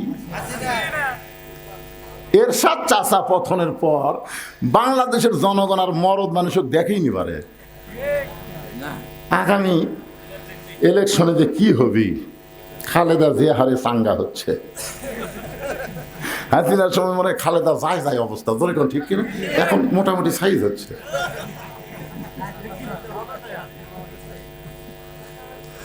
আপনারা একটা সিদ্ধান্ত নেন, মা তারাক্তু বাদি আলা উম্মতি ফিতনাতুন আদার রাজুল মিনান নিসাই, রাওয়াহুল বুখারী কিতাবুল ফিতান। আল্লাহ রাসূল বলেছেন, আমার পরে আমার উম্মতের জন্য সবচাইতে বড় বিপদ হলো পুরুষ মানুষের জন্য নারী নেত্রী হওয়া। নারী নেত্রী হওয়ার পরে ইন্না লিল্লাহ কোনোদিন পড়ছে? এই যে আগামী তার কোন নারীকে বাংলাদেশের নেত্রী আমরা দেখতে চাই না। পুরুষ মানুষ হবে বাংলাদেশের নেতা। ধরে গান কথা ঠিক না? সবাই বলে আল্লাহুম্মা আমিন। একটু মনোযোগ দিয়ে শোনেন। ভেজাল দেশের মানুষ, আমি আলেম হলেও ভেজাল। যেটার প্রমাণ পাইছি জয়তুনের দোকানে গিয়া দোকানদারকে বললাম, ভাই আসল জয়তুনের তেল দেন। যেই কইছি দোকানদার কর্মচারীকে বলতেছে, হারাম হারাম গুলো হারাম। ও আমার ধাক্কা দিয়ে বের করে দিল। এক সৌদি আমাদের বাংলাদেশে চাকরি করে সৌদিতে, তাকে বললাম, কে রে ভাই, খালি আসল চাইছি, তাতে আমাকে ঘর থেকে বের করে দিল কেন? বলে, হুজুর এখানে নকলই নাই। তো যেখানে নকল নাই সেখানে আসল চাওয়া মাত্রই ওরা বুঝবার পারছে আপনি ভেজাল দেশের লোক। কারণ কি জানেন? ওই দেশে আল্লাহর আইন চলে আর বাংলাদেশে মানুষের আইন চলে। আল্লাহ হচ্ছেন আসল আর মানুষ হচ্ছে ভেজাল। জোরে করে কথা ঠিক না? এই জন্য আগামীতে আমরা ভেজাল আইনে চলবো না, আল্লাহর কোরআনের আইনে আমরা চলতে চাই। কারা কারা চলতে চান 2 হাত তুলে আমার আল্লাহকে দেখান। লিল্লাহি তাকবীর। হাত নামান। আল কোরআনের আলো সংসদে কে তোলা? হাসিনা নাই তো? না 16 দিন থেকে যাচ্ছি। আরে আপনারা কি মনে করতেছেন অন্যায় ভাবে যাদেরকে ধরে লেগেছে, আমাকেও গেছে 9 বার, যাদেরকে অন্যায় ভাবে ধরে নিয়ে জেলের মধ্যে রাখছে তাদের বিচার হবে না? তারা কিন্তু বাংলাদেশের ভুয়া কোর্ট কাছারিতে বিচার দেয়নি, আসল জায়গার বিচার দিচ্ছে। ধরে কোন জায়গায়? আসল জায়গায় বিচার কেমন একটা দৃষ্টান্ত শোনেন। গভীর রাত্রে হযরত ওমর মদিনার অলিগলি ঘুরতে গিয়ে হঠাৎ হযরত ওমর দেখতে পায় মদিনার মরুভূমির মধ্যে একটা তাঁবু টাঙ্গানো। ওমর ফারুক তাঁবুর নিকটে গিয়ে দেখে 2টা বাচ্চা মা মা বলে কাঁদতেছে, আর মা বলতেছে, গোস্ত সিদ্ধ হলেই তোমাদের খাবার দেব, একটু ধৈর্য ধরো, গোস্ত সিদ্ধ হলেই তোমাদের খাবার দেব। ওমর ফারুক চিন্তায় পড়ে গেলেন, দুম্বার গোস্ত হলে 8 ঘন্টা লাগবে, উটের গোস্ত হলে বড় জোর 1 ঘন্টা লাগবে। এত গভীর রাত হয়ে গেছে, এখন পর্যন্ত গোস্ত সিদ্ধ হয় না। এটা কেমন মা, এটা কেমন মা? লোকমা দিয়ে বললেন, মা তোমার কলিজায় কি তোমার সন্তানের দয়া নাই? 2টা সন্তান ক্ষুধার জ্বালায় কান্দে, আর আর এখন পর্যন্ত তোমার গোস্ত সিদ্ধ হয় না। এত রাত ধরে গোস্ত সিদ্ধ না হওয়ার কারণ কি? মেয়েটা বলে, পথিক, আমার বাড়ি হলো ইয়ামিন দেশে। আমি শুনতে পাইলাম মদিনার খলিফা হযরত উমর অত্যন্ত ভালো মানুষ। এই ভালো মানুষ উমরের কাছে আমার দুইটা এতিম বাচ্চাকে নিয়ে আইছিলাম। গতকাল বিকালবেলা এত মানুষের ভিড়, আমি ভিড় ঠেলে উমরের কাছে যাবার পারি নাই। আজকে রাতটা কোনো মতে কাটায় দিয়ে আগামীকাল সকালবেলা উমরের দরবারে যাব। কিন্তু আমার দুইটা এতিম বাচ্চা ক্ষুধার জ্বালায় বারবার যখন কাঁদতেছে, আমি মা হয়ে তাদেরকে সান্ত্বনা দেওয়ার জন্য পাতিলে পানি আর পাথর দিয়ে নিচে আগুন জ্বালায় বলতেছি, বাবা গোস্ত সিদ্ধ হলেই তোমাদের খাবার দেব। ও পথিক, আমার পাথর সিদ্ধ হবে না, আমার সন্তান দুইটাকেও খাবার দেবার পারবো না। কিন্তু আমি মা হয়ে বুঝবার পারছি আমার সন্তান সকাল পর্যন্ত আর বাঁচবে না। এত খিদা নিয়ে দুইটা সন্তান হয়তো রাতের বেলায় আমার মৃত্যু হয়ে যাবে। সঙ্গে সঙ্গে ওমর ফারুক বলে, মা একটু ধৈর্য ধরো মা, আসল জায়গায় যেন বিচার দিও না। লিল্লাহে তাকবীর। ওমর ফারুক বললেন, মা একটু ধৈর্য ধরো মা, আসল জায়গায় যেন বিচার দিও না। এই কথা বলে এক দৌড়ে এসে বাইতুল মালের দরজায় বললেন, আসলাম এক বস্তা খাবার খাদ্য আমার মাথায় উঠে দে। আসলাম বলে, আমিরাল মুমিনিন, কোথায় বস্তা নিয়ে যাওয়া লাগবে হুকুম দেন, আমি মাথায় করে নিয়ে যাব। ওমর কান্দার বসলাম, রে একজনের পাপের বোঝা আর একজন মাথায় নিবার পারে না, দে আমার মাথায় উঠায় দে। অউলিল আমরি মিনকুমকে বিশ্বাস করে চাকর আসলাম ওমর ফারুকের মাথায় যখন খাবার বস্তা উঠায় দেয়, ওমর ফারুক এত জোরে দৌড়ানো শুরু করেছে। আসলাম বলে, আমিরাল মুমিনিন, একটা বস্তা মাথায় নিয়ে যদি আপনি এভাবে দৌড়ান তাহলে আপনি পড়ে গিয়ে আপনার কষ্ট হবে।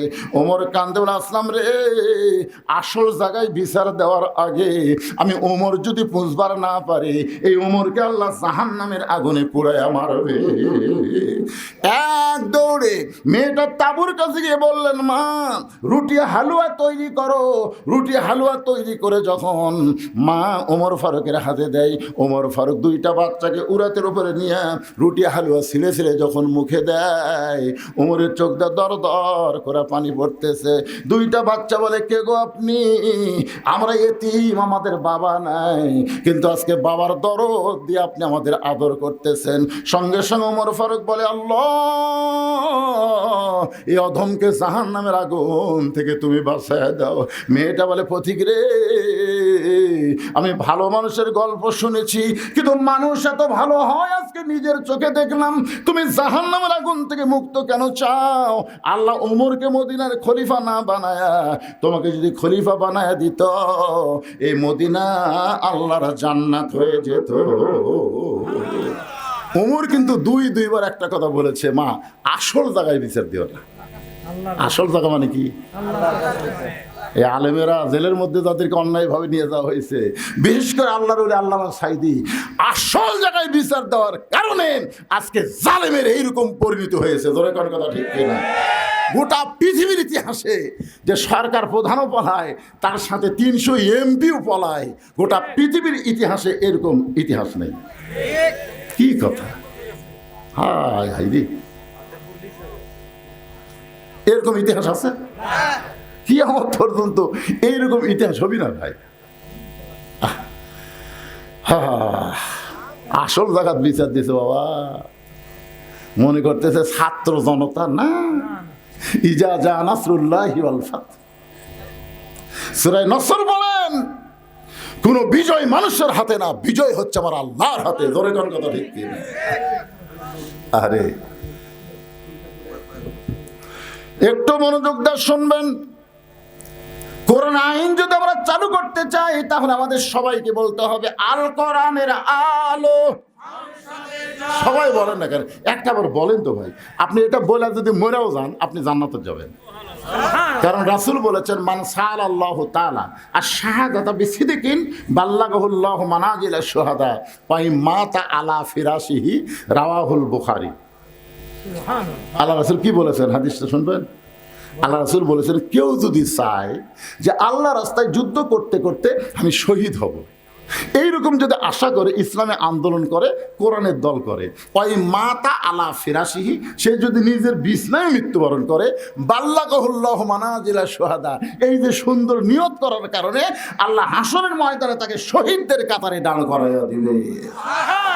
তা আপনি যদি সংসদে আল্লাহর কোরআন চান, এটা যদি আপনি দেখতে নাও পারেন, এর আগে যদি আপনার মৃত্যু হয়, এরপরেও আল্লাহ আপনাকে জান্নাতকে ঠিকানা বানায় দিবে, কারণ আপনি এই যে একটা স্লোগান দিচ্ছেন, আল্লাহুম্মা আমিন। এটা হক স্লোগান। এর চাইতে ভালো স্লোগান আছে? যে চোর ডাকাত বাটপারকে আর আমরা 300 জনের মধ্যে ওখানে পাঠাবো না। এই মমতাজের মতন খারাপ গায়িকা গেছে, নায়িকা গেছে, লুচ্চা গেছে, বাটপার গেছে, চোর গেছে, সব চুরি করে বাংলাদেশের টাকা বিদেশে পাচার করছে। একটা সন্তান জন্ম নেওয়ার সাথে সাথে 1 লাখ টাকা ঋণ নিয়ে জন্ম নিচ্ছে। হ্যাঁ, এই জন্য সবাই একটা স্লোগান দিয়ে আবার কবরে আসতেছি। ওই কবরে যদি ফুলগুলো হয় অভিমানে ঝরে যায়, আমি মালা গেথে বলো কারে পরাবো, সে যে কেন এলো না, কিছু ভালো লাগে না, কবরে আসুক তারে। আমি মজা দেখাবো। তো ওয়াজ হবে কবরে, অসুবিধা আছে? কিন্তু স্লোগান হবে সংসদে। আল কোরআনের আলো সংসদে জানো, কোরআন হাদিস যেখানে, আমরা আছি সেখানে। দুনিয়ার মুসলমান লিল্লাহে তাকবীর। আলহামদুলিল্লাহ। কোরআনের আলোচনা করবো। আওয়ামী লীগ, বিএনপি আর জামাত আছে, আমরা সব মুসলমান কোরআনের দল। ধরে কোন ঠিক কিনা? একটু মনোযোগ দিয়ে শোনেন। খাদিজা বলতেছে, রাসূলুল্লাহ, আমি আপনার কাছে চাই। এই কথা শুনে আপনি 3 বার নাউজুবিল্লাহ বললেন, কিন্তু আমি আপনার কাছে যা চাবো তা যদি আল্লাহর না থাকে, তাহলে আল্লাহ কেমনে দিবে? নবী চুন করছে, কে খাদিজা আমার কাছে কি চাবে যেটা আল্লাহর নাই? আমরা সবাই জানি সবকিছুর মালিক কে? আল্লাহ। তাহলে আল্লাহর নাই। রাসূল বলতে যে, খাদিজা আপনি একজন 1 নম্বর ইমানদার। সর্বপ্রথম নবীর হাতে যিনি কলেমা পড়ে মুসলমান হয়েছে তার নাম কি? মারাত্মক কথা। হ্যাঁ, আরে মহিলা না, সর্বপ্রথম খাদিজা, তারপরে আবু বকর, তারপরে আলী। এটা ইতিহাসবিদ লিখছে। পুরুষের মধ্যে আবু বকর, মহিলাদের মধ্যে খাদিজা, আর বাচ্চাদের মধ্যে আলী। কিন্তু প্রথম খাদিজা, তারপর আবু বকর, তারপর আলী। আমার কথা কি বুঝলেন? এটা আপনার লেখবার গেলে কি, সর্বোত্তম খাদিজা, মহিলাদের মধ্যে সর্বোত্তম পুরুষ আবু বকর, সর্বোত্তম বাচ্চা আলী। কারণ খাদিজা যখন ঈমান গ্রহণ করছে তখন খাদিজার বয়স ছিল 55 বছর। কয় বছর? আর আবু বকর রাদিয়াল্লাহু যখন ঈমান গ্রহণ করছে তখন তার বয়স ছিল 37 বছর। আর হযরত আলী যখন ঈমান গ্রহণ করছে তখন তার বয়স ছিল 7 বছর 9 মাস। এখন আপনাদের কাছে যেটা বুঝতে পারতেছি সেটা হলো, আপনারা বলেন তো, বাংলাদেশে কোনো পীরের বউ ওই পীরের মুরিদ আছে? কেন নাই? কারণ বউ জানে আমার পীর সাহেব মাঝে মধ্যেই মুরিদের বইয়ের দিকে চোখ মারে, 1 নম্বর লুচ্ছে। বাংলাদেশে কোনো ডাক্তারের বইয়ের সিজার লাগে না, বাংলাদেশের কোনো মৌলবীর বাড়িতে মিলাতে হয় না। ধরে কোন কথা ঠিক না? এই 3টা জিনিস আপনারা খেয়াল করবেন। হ্যাঁ, কিন্তু সর্বপ্রথম নবীর বিবি নবীকে বলে নবী বলে স্বীকার করেছে। এখান থেকে বোঝা গেল পীর ধরা চলবি না, মৌলবি ধরা চলবি না, হুজুর ধরা চলবি না, ধরা লাগবে একমাত্র আমাদের নবীকে। ধরে কোন কথা ঠিক কিনা?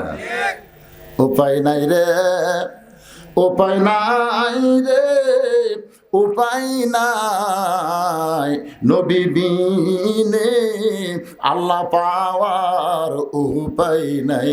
সবাই বলেন উপায় নাই রে, উপায় নাই রে, উপায় নাই, নবী বিনে আল্লাহ পাওয়ার উপায় নাই। দেখেন কোরআনে আয়াতটা দেখেন, আতিউল্লাহ ও আতুর রাসূল ও আতিও কিন্তু নাই, ও আতিও নাই, কিন্তু ও উলিল আমরি মিনকুম। আপনার বলেন তো, এই 2 জায়গাতে আতিও থাকলো, আতিউল্লাহ ও আতিউর রাসূল, কিন্তু শেষকারে এখানে ও আতিও আল্লাহ বাদ দিল কেন? এখানে আল্লাহ কেন বললেন ও উলিল আমরি মিনকুম? নিঃসন্দেহ আল্লাহর হুকুম মানতে গেলে নিঃসন্দেহ নবীকেই শুধু গ্রহণ করা যাবে, নবী ছাড়া অন্য কাউকে নিঃসন্দেহে গ্রহণ করার উপায়। এই জন্য আল্লাহ বললেন উলিল আমরি মিনকুম, আমরা উলিল আমরকে মানবো কতক্ষণ? উলিল আমর নবীর তরিকার মধ্যে থাকবে যতক্ষণ। জোরে কোনো কথা ঠিক কিনা? নবীর তরিকা বাদ দেয়, নিজে একটা তরিকা বানালো কাদরিয়া, নিজে একটা তরিকা বানালো চিশতিয়া, নিজে একটা তরিকা বানালো মুজাদ্দিদিয়া, নিজে একটা তরিকা বানালো নকশবন্দিয়া। তার মানে বোঝা গেল নবীর তরিকা বাদ দিয়ে নিজে কেউ যদি তরিকা বানায় ওই তরিকা মানা যাবে না। কেবলমাত্র আল্লাহর হুকুম নবীর তরিকা মোতাবেক আমাদের চলা লাগবে। ধরে কোন ঠিক কি না? আমার কথাকে বুঝবার পারছেন? আমরা ইমাম মানবো, ইমাম আপনি মানবেন না? একটু যেহেতু বেহাদাল ইমাম কসেন মানবেন না? কতক্ষণ? খালি নামাজ নয়, ইমাম যদি নামাজের 4 রাকাতের মধ্যে 3 রাকাত বসে মানবেন? মানবেন? টাইটেল বাস, দাওরা ফাঁস, এতদিন 4 রাকাত পড়াছে, আজকে 3 রাকাত বসিছে, আমরা বসে থাকি রে। তার মানে বোঝা গেল ইমাম মানব ততক্ষণ নবীর তরিকার উপর আছে যতক্ষণ। জোরে কোন কথা ঠিক কিনা? নেতা মানব ততক্ষণ নবীর তরিকা মোতাবেক নেতা আছে যতক্ষণ। পীর মারব ততক্ষণ নবীর তরিকা মোতাবেক পীর সাহেব আছে যতক্ষণ। জোরে কোন কথা ঠিক কিনা? আমার কথা কি বুঝতে চিন্তা করছেন? ওমর ফারুক কেবল খুতবা দিচ্ছে, বাংলাদেশের মতন 96টা দেশের খলিফা, ইয়ার কিনা? সুবহানাল্লাহ। বাংলাদেশের মতো কয়টা? 96টা দেশের খলিফা খুতবা দিচ্ছেন। খুতবা মানে ওয়াজ করতেছেন। মাঝখান থেকে এক সাহাবী দাঁড়িয়ে বলতেছে, আমির আল মুমিনিন, আপনার খুতবা আমরা শুনবো না। ওমর ফারুক বললেন, আমার অপরাধ কি? বলে, আপনার অপরাধ হলো আমাদেরকে খাটো পাঞ্জাবি দিয়ে আপনি লম্বা জুব্বা গাউত দিয়ে খুতবা দিচ্ছেন। আমাদেরকে খাটো দিবেন আর আপনি লম্বা জুব্বা পরবেন। যতক্ষণ পর্যন্ত লম্বা জুব্বা কোথায় পেলেন এটা না বলা পর্যন্ত আপনার খুতবা শুনবো না। ওর চোখ দিয়ে পানি পড়তেছে আর মুখটা খালি মুচকি মুচকি হাসতেছে। চোখ দিয়ে পানি পড়তেছে আর মুখটা মুচকি মুচকি হাসার কারণ কি জানেন? যে আল্লাহ, তোমার কোরআন দিয়ে যখন দুনিয়া চলবে তখন নেতা ভুল করলেও সাধারণ মুসল্লি পর্যন্ত লোকমা দিবার পারবে। ধরে কোন কথা ঠিক কিনা? আপনারা বলেন তো 15.5 বছর কোনো লোকমা দিবার পারছেন? হ্যাঁ, আমি খালি শেরপুর গুয়াহাটি এ আপনাকে এমপি জেরাই ছিল শালা চোর পুলিশ, চোরোজা পুলিশ হতে। আমার কথা শোনেন না আপনারা? চোরোজা পুলিশ হতে, চোর চুরি করার পুলিশ। এই শালা এসপি যতদিন আসলো, আমি হঠাৎ গুয়াহাটির মধ্যে বলেছি যে প্রধান বক্তার মুখত দাড়ি লাগে আর প্রধান অতিথির মুখত দাড়ি থাকলে ভালো হয় না। এই কথা কেমন খারাপ হয়েছে? শালা এমন গরম হলো, এটা কিন্তু লোক মানা। আমি একটা ভালো কথা কইছি আর গরম হয়ে কয় ধনুর শেরপুর হারাম, আমার জন্য বলে হারাম। কে রে শালা, আজ তুই কুটি আর আমি কুটি রে রে। আল্লাহু আকবার। সারাগান্ধীর মান্নান করছিল, আজ থেকে সারাগান্ধীর শোনো তালা বদরুশের জন্য হারাম করে দিলাম। আমি বললাম, তুই হারাম করার কে রে? এই ঘটনাটা কিছুদিন পরে সারা মরিছে পারা। আরে কি মনে করতেছেন? উনি নেতা, একটা এমপি, তার মুখে দাড়ি রাখা, নবীর সুন্নতের কথা বলেছি আর বেটা খেপে গেছে। কারণ মানুষের তৈরি আইন দিয়ে বাংলাদেশ চলে, লোকমা দিলি নেতা খেপে। আর কোরআন দিয়ে যখন দুনিয়া চলবে সাধারণ মুসল্লি বাংলাদেশের মতন 96টা খলিফার খুতবা বন্ধ করে দিছে যে আমাদেরকে খাটো পাঞ্জাবি দিয়ে আপনি লম্বা জুব্বা পরে খুতবা দিচ্ছেন। যতক্ষণ লম্বা জুব্বার কাহিনী না বলবেন ততক্ষণ আপনার খুতবা শুনবো না। ওমর ফারুকের চোখ দিয়ে দর দর করে পানি পড়তেছে। এমন সময় 30 পারা কোরআনের হাফেজ, 6 লক্ষ হাদিসের হাফেজ, নাম হলো আব্দুল্লাহ ইবনে ওমর। সুবহানাল্লাহ। দেখছেন নেতার বেটা যোগ্যতা? দেখছেন নেতার বেটা 30 পারা কোরআনের হাফেজ, 6 লক্ষ হাদিসের হাফেজ। আর হামাকের এমপির বেটার খবর কি?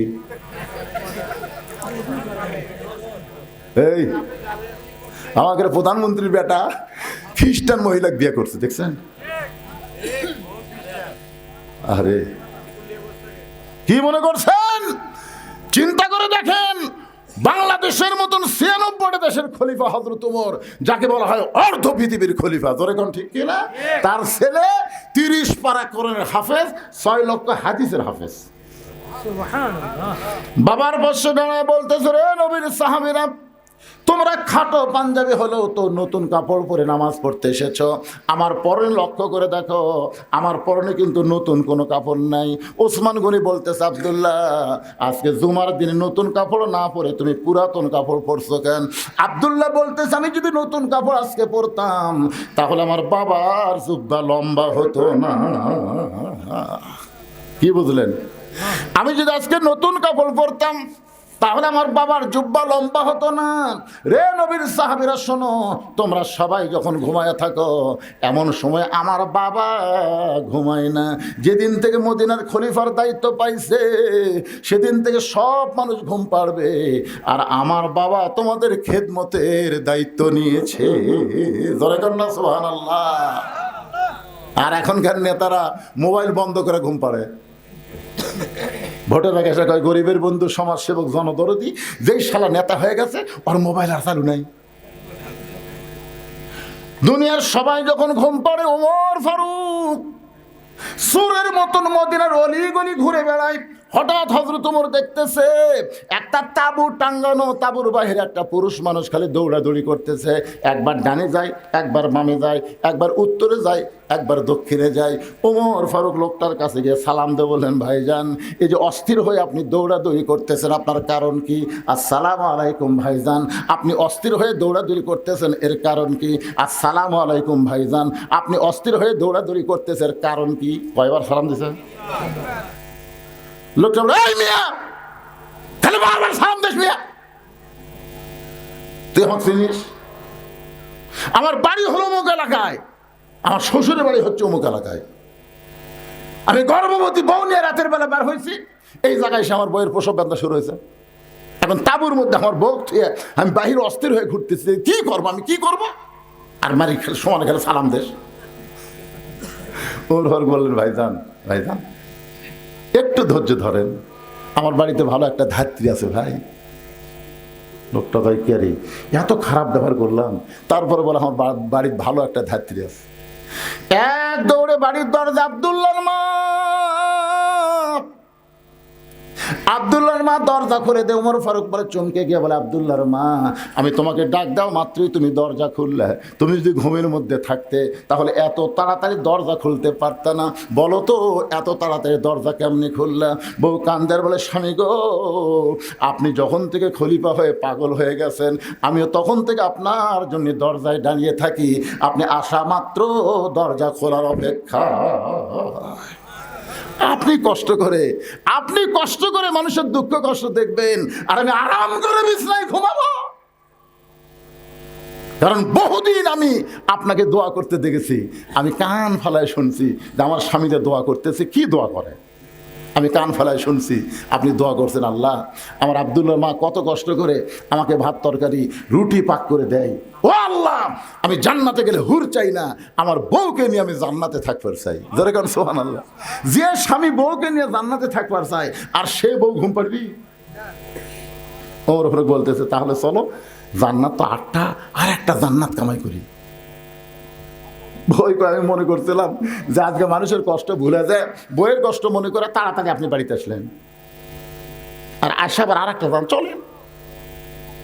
তারপর অন্য পাশে দিয়ে ঢুকে দিয়েছে বউকে, বিবি রে একজন মেয়ের বাচ্চা যদি কেউ ধাত্রী হয়ে ধরে আল্লাহ তারে খুশি হইয়া জান্নাতের খোঁজ খবরই দেয়।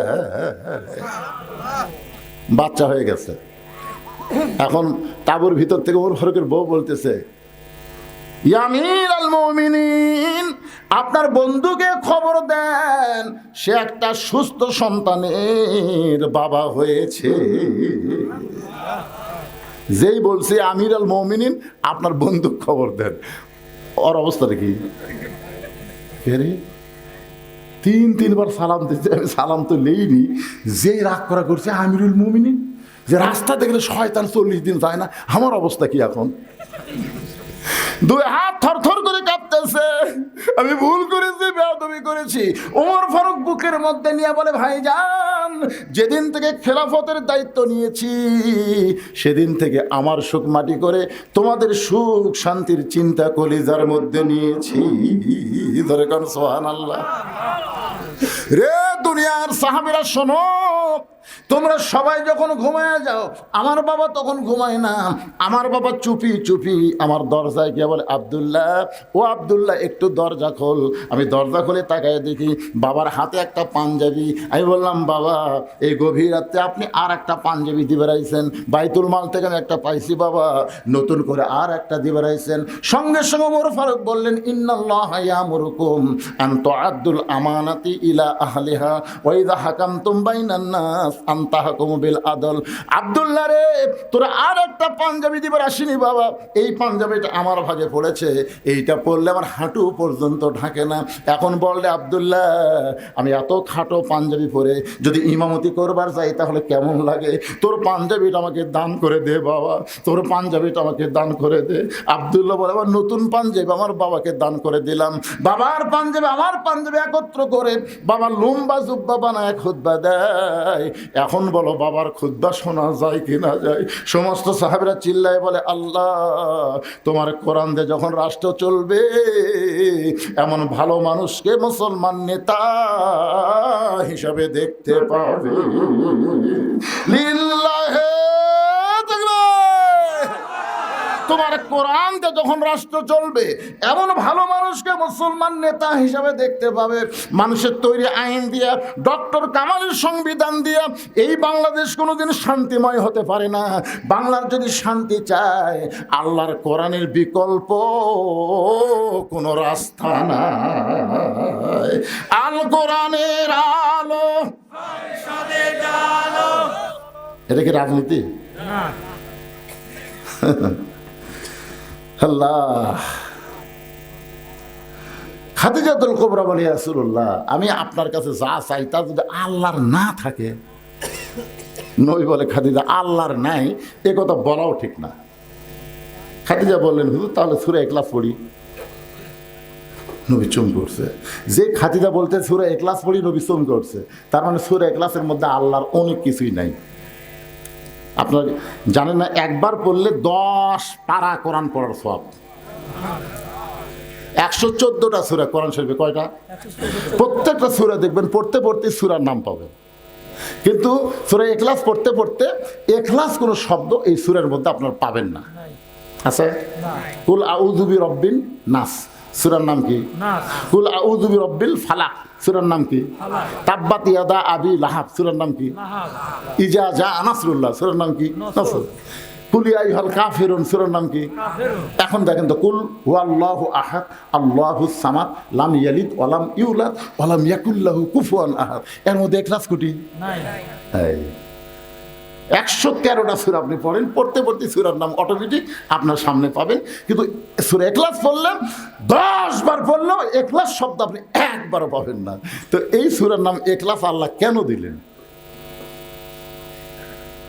একবার পড়লে 10 পারার সবরে পাগলারা পড়বেন, আমার সঙ্গে পড়বেন। বিসারাত আখিরা। তাহলে পড়েন, বিসমিল্লাহির রহমানির রহিম। কুল হু আল্লাহু আহাদ আল্লাহুস সামাদ লাম ইয়ালিদ ওয়া লাম ইউলাদ ওয়া লাম ইয়াকুল লাহু কুফুয়ান আহাদ। আপনার বলেন তো, আল্লাহর বউ, বাপ, নাই। মাও, নাই। সন্তান, নাই।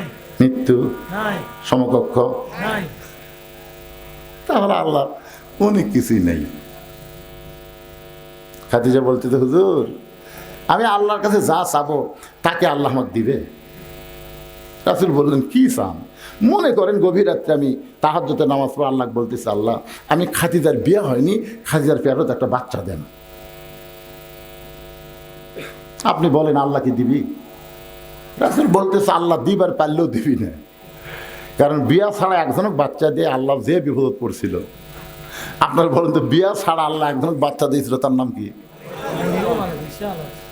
মরিয়ম। এই মরিয়মের খালু জাকারিয়া নবী। যখন কোন নবী? দেখেন মানুষের সন্দেহ কি, এই জাকারিয়া আলাইহিস সালামকে ওরা দোষ দিল, এই খালুর মাধ্যমে কাম হয়েছে। সবাই যখন জাকারিয়াকে ধর ধর, জাকারিয়া সমানে দৌড়ে আর কয়, আল্লাহ কাম করলি, তুমি কাম করলেন আপনি, আর পিটুন খামানি কি? কাম কে করছে?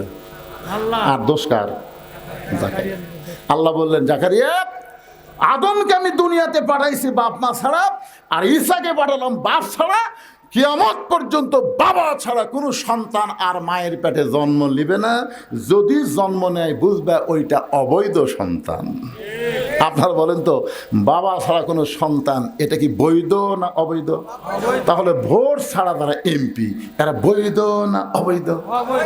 এই হিসাবে 15.5 বছর যেগুলো এমপি ছিল এদের নাম হলো জাউরা এমপি। জোরে কন কি? কথা কন কি? কথা কন না কেন?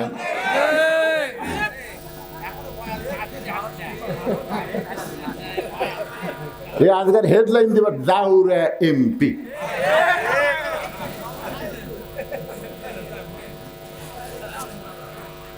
একটু মনোযোগ দিয়ে শুনবেন। রাসূল বলে, খাদিজা, তাহলে আমার কাছে আপনি কি চাবেন? খাদিজা বলতেছে, রাসূলুল্লাহ, কিয়ামত পর্যন্ত একটা মুজিজা আল্লাহ আপনাকে দিয়েছে, যেই মুজিজা কোনোদিন বিলুপ্ত হবে না। ইন্না নাহনু নাযালনা যিকরা ওয়া ইন্না লাহু লাহাফিজুন। সেই মুজিজার নাম হলো আল্লাহর কোরআন। ওগো আল্লাহর নবী, এই কোরআন পাওয়ার জন্য 3.5 বছর আপনি গারে হীরার মধ্যে সাধনা করেছেন। এই সাধনাকে আল্লাহ কবুল করে কোরআনের 5টা আয়াত আল্লাহ আপনার উপর নাজিল করলো। প্রথম শব্দটা ছিল ইকরা। জোরে কোন কি? ইকরা বিইসমি রাব্বিকাল্লাযী খালাক, খালাকাল ইনসানা মিন আলাক। এই যে 5টা আয়াত আপনার উপর আল্লাহ নাজিল করলো, আপনি আর গারে হীরার মধ্যে থাকলেন না, আপনি নিচে চলে আসলেন। আপনি এই যে গায়ে জুব্বা পরা অবস্থায় ফেরেশতা জিবরাইল আপনাকে বুকের মধ্যে নিয়েছিল। আল্লাহ তাওয়াজ্জু দিয়ে 5টা আয়াত নাজিল হলো। ওই জুব্বার কোনোদিন আপনি পরেন নাই, আমি দেখেছি আপনি যত্ন করে জুব্বাটা রাইখা দিয়েছেন। মাঝে মধ্যে আপনি জুব্বা দেখেন, চুমা খান, আবার জুব্বাটা যত্ন করে রাইখা দেন। ওগো আল্লাহর নবী, আমি খাদিজা যখন মরে যাব, ওই জুব্বাটা আমার কাফনের কাপড় হিসাবে দিয়ে দিবেন। আমার 2 নম্বর চাওয়া হলো, আপনার পবিত্র হাত দিয়ে আমাকে অন্ধকার কবরে নামায় দিবেন। কবরে মাটি দেওয়ার পরে সবাই যখন চলে যাবে, এমন সময় 2টা ফেরেশতা আল্লাহ কবরের মধ্যে পাঠাবে। 2টা ফেরেশতা কবরে আসবে, তাদের নাম হলো মুনকার নাকির। ধরে কোন তাদের নাম কি? ফেরেশতা আসিয়া যখন জিজ্ঞাসা করিবে, দিনকে তোমার মাবুদকে বা তখন কি বলিবে? সবাই বলে, গান গাইলে গুনাহ হবে নাকি?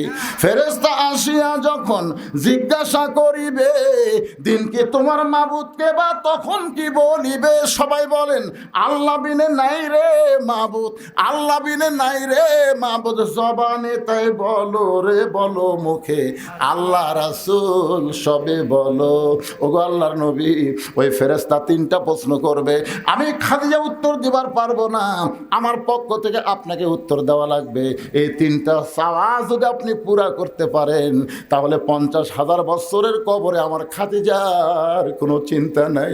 সঙ্গে সঙ্গে আল্লাহ নবী খাদিজার কবরে চুমাতে বললেন, খাদিজা, ওই আল্লাহর শপথ করে বলতেছি, আমার আগে যদি আপনার মৃত্যু হয়, তাহলে আপনার 3টা চাওয়াই আমি পুরা করব ইনশাআল্লাহ। আপনার বলেন তো, এখানে রাসূল কি বললেন? আমার আগে যদি আপনার মৃত্যু হয়। এই কথার দ্বারা রাসূল বুঝালেন, কে কখন মরবে এটা আল্লাহর নবীও আর আমাদের করে জানে তো, জানে না? 5 তলার উপর তলা শুয়ে থেকে, এ বাড়ি আমার, 1.5 লাখ টাকার খাটের ওপরে 12,000 টাকার কম্বল গাওয়ার দেখায়, আমার বাড়ি আমার ঘর, আমার নামাইকে ওরে তোমার চাদর দেয়, আমার নামাবি কে? রাত 3টার সময় একটা ভূমিকম্প। দেখেন কি কম্প না, খুব জোরে হবে। ওই সেতন পায়ে এত ফোর্সে নামছে ভাই, কম্বলের মধ্যে লঙ্গি খুলে আছে, ওটাও পরার টাইম নেই, একে ন্যাংটা হয়ে নামছে। ফেরেশতা বলতেছে, আল্লাহ নামাইলা নামাইলা, তাই বলে ন্যাংটা করে? আল্লাহ কয়, অহংকার করিস না রে। 41 সাল পর্যন্ত 1 লক্ষণ সে ন্যাংটা হয়ে নামে পলাছে, আর একটা পলালো হাসিনা। ধরে কোন কথা ঠিক কিনা? তার গোষ্ঠী শুদ্ধে। অহংকার করো না বাজান, পলাবো না পলাবো না, শেখের বেটি পলায় না। আর একটা শালা কাউয়া কাউয়া আর এই হামান হচ্ছে হামান। হাসিনা যদি ফেরাউন হয়, কাদের হলো হামান? জোরে কণ্ঠ এই শালা হামান, আর মাজা চলে না। তেজত আসা মাইক পালি কয় খেলা হবে, খেলা হবে, কেন খেলবার গেলে মাজা থাকা লাগবে না পাগলা, মাজা ছাড়া খেলা যায় কি? তাহলে সমস্ত ক্ষমতার মালিককে। আমার সঙ্গে যারা পারেন তারা পড়েন, না পারলে মনোযোগ দিয়ে শুনবেন। আল্লাহ তাআলা কোরআনে বলতেছেন, তো ইজ্জু মান তাশা ওয়া তুযিল্লু মান তাশা বিয়াদিকাল খায়র ইন্নাকা আলা কুল্লি শাইইন কাদির। মা খাদিজা দুনিয়া থেকে বিদায় নিলেন। দুনিয়া থেকে বিদায় নেওয়ার পরে আল্লাহ নবী তাকায় দেখেন তার 4টা মেয়ে কাঁদতেছে। মা খাদিজার পেট থেকে আল্লাহ তার নবীকে 4টা মেয়ে দিয়েছিলেন। একটা মেয়ের নাম হলো রোকেয়া, একটা মেয়ের নাম হলো কুলসুমা, একটা মেয়ের নাম হলো জয়নাব, আর একটা মেয়ের নাম হলো খাতুনে জান্নাত ফাতেমা। রাসূল তাকায় দেখে 3 মেয়ে কাঁদতেছে, একটু শব্দ শোনা যায়, কিন্তু ফাতেমার কান্নার কোনো সাউন্ড নেই। আপনার বলেন তো, যে মেয়েরা শব্দ করে কান্দে ওরা কি শুধুই কান্দে? আমার বাবা মইরা গেছে রে, মরার আগে খাট দিবার চাইছিল, সেই খাট আমাকে দিবে কে? আমার বাবা মইরা গেছে রে। তখন বড় ভাই যা বলতেছে, কান্দিস না পাগলি, যে খাট আমার বাপ দিবার চাইছিল সেই খাট আমি দেবো। তখন বলতেছে, আমার বাবা মইরা গেছে রে, মরার আগে খাট দিবার চাইছিল, সেই খাট আমাকে বড় ভাই দিবে, এখন ল্যাপ তো শোক দিবি কে? আমার বাবা মইরা গেছে রে।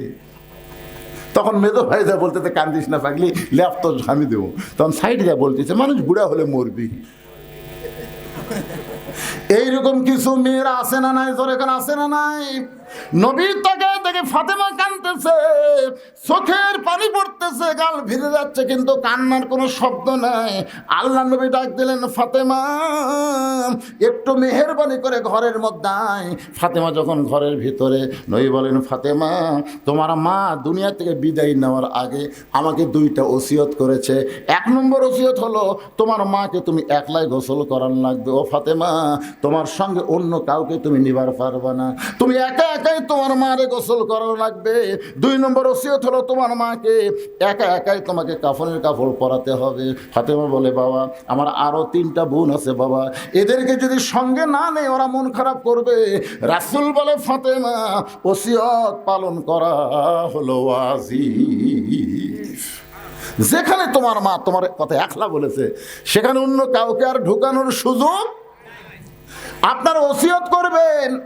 এই গোরস্থানের কমিটি যারা আছে তাদের কাছে আমি বলতেছি, আপনার ওসিয়ত করবেন, যদি কেউ মারা যায় কোনো বেনামাজি কবর খুঁড়তে পারবে না। আপনাদের গোরস্থানে কবর কারা খড়ে, নামাজি না বেনামাজি? আরে গোরস্থানের একটু মাটি বায়না করে রাখ, কখন যেন আসতে পারে তোমার মরণের ডাক। গোরস্থানের একটু মাটি বায়না করে রাখ। যেই বাড়িতে আপনি থাকতে পারবেন না, সেই বাড়ি তৈরি করতে গেলে আপনি ভালো মিস্ত্রি খোঁজেন। যেন একটা 3 তলা বাড়ি করো ভাই, এই ইউনিয়নের মধ্যে সবচাইতে ভালো মিস্ত্রি কেড়ে। যে বাড়িতে থাকতে পারবে না সেই বাড়ি তৈরি করেন ভালো মিস্ত্রি দিয়া। আর যেই ঘরে 50,000 বছর থাকা লাগবে সেই কবর তৈরি করেন বেনামাজি দিয়া। আপনি জানেন, মান তারাকা সালাতু মুতাম্মিদান ফাকাত কাফারা, ইচ্ছা করে 1 ওয়াক্ত নামাজ যারা বাদ দিল তারা কাফের হয়ে গেল। আর এই শালা কাফেররা যদি কবর খোঁড়ে, কবর দেওয়া মাত্রই সওয়াল জবাব বাদই আযাব শুরু হয়ে যাবে। জোরে কোন কথা ঠিক কিনা? খালি বেনামাজি আমার এলাকার যারা কবর খোঁড়ে, ওরা যাই মারা গেছে তার ছেলের কাছে না কারোর কাছে বলে, হয় আমরা তো কবর খোঁড়া যাচ্ছি, 5 প্যাকেট সিগারেট দাও। এখন 5 প্যাকেট সিগারেট নিয়ে এরা কবর খোঁড়বার যায়। কবর যে খুঁড়তেছে ওর মুখত সিগারেট, যাই কবর সমান করতেছে ওর মুখত সিগারেট, যাই মাটি তুলতেছে ওই একটা টানতেছে। 5টা সিগারেট যদি গোরস্থানত চলে, আপনারা বলেন তো ফেরেশতা থাকবে? কারণ ফেরেশতা দুর্গন্ধ সহ্য করতে পারেন। ফেরেশতা সাইডে দেখাড়ায় আছে, সাইডে দেখাড়ায় আছে। আল্লাহ কয় কে রে, গোরস্থান বাদ দে, সাইডে কেন? আল্লাহ যে বিড়ি ধরাছে, আপনারা কি মনে করতেছেন আপনি মারা গেলে আপনার গ্রামের সবচাইতে দামি ব্যক্তি হলো মসজিদের মুয়াজ্জিন। আপনি মসজিদের মুয়াজ্জিনকে 10,000 টাকা দিয়ে থন, বিনিয়োগ করেন, ভাই আমি মরে গেলে তুই একটু আমার গোসল করাই দেশ। আল্লাহ নবী বলেছেন মুয়াজ্জিনের মাথা হাসরের ময়দানে সবচাইতে উপরে থাকবে, শুধু মাথা উপরে থাকবে না, আল্লাহ কুদরতি হাত দিয়ে মুয়াজ্জিনের মাথা একটা টুপি পরাই দিবে, যেই টুপিটা চাঁদের মতন আলো ঝুলাবে। সামনে কাতারের 5 জন নামাজিকে আপনি কবর খোলার দায়িত্ব দেন, শুধু শুধু না হাদিয়া দেন, মিস্ত্রিকে যেমন টাকা দেন তাদেরকেও বলেন তোমাদের 5 জনকে আমি 25,000 টাকা দিলাম, আমি যদি তোমাদের আগে মরি তোমরা আমার কবর খুলবা, যদি তোমরা আগে মরো আমি মাফ করে দিব, অসুবিধা নেই। এইরকমভাবে 5 জন বেনামাজিকে কবর খোলার দায়িত্ব দেবেন, মুয়াজ্জিন আপনাকে গোসল করায় দিবে। যদি আপনার গোষ্ঠীর মধ্যে কোনো আলেম না থাকে, ভালো আলেম থেকে আপনি জানাজা নেবেন। বাজান রে, এরকম ওসিয়ত করা ইসলামে জায়েজ আছে। আমার কথা কি বুঝবার পারলেন? আল্লাহ নবী ফাতেমাকে বললেন, মা তোমার মাকে গোসল করে আসো। ফাতেমা বলতেছে, বাবা আরো 3টা বোন বাদ দিয়া মা আমার কথা কেন বলছে বাবা, একটু কি আমাকে বলবেন না? রাসূল বলে, ফাতেমা তোমার মাকে আল্লাহ তাআলা এই দুনিয়াতে 1 নম্বর জান্নাতি ঘোষণা করেছে, আর তোমাকে আল্লাহ তাআলা জান্নাতি নারীদের নেত্রী ঘোষণা করেছে। সেদিন থেকে তোমার মা আমার কাছে বলেছে, আমার যেই মেয়েটা জান্নাতি নারীদের নেত্রী হবে, ওই মেয়েটা যদি আমাকে গোসল করায় দেয়, আমার মনে হয় ওই গোসলের ভিতরে আল্লাহ আমার শরীরের মধ্যে রহমত বরকত দিয়া দিবে।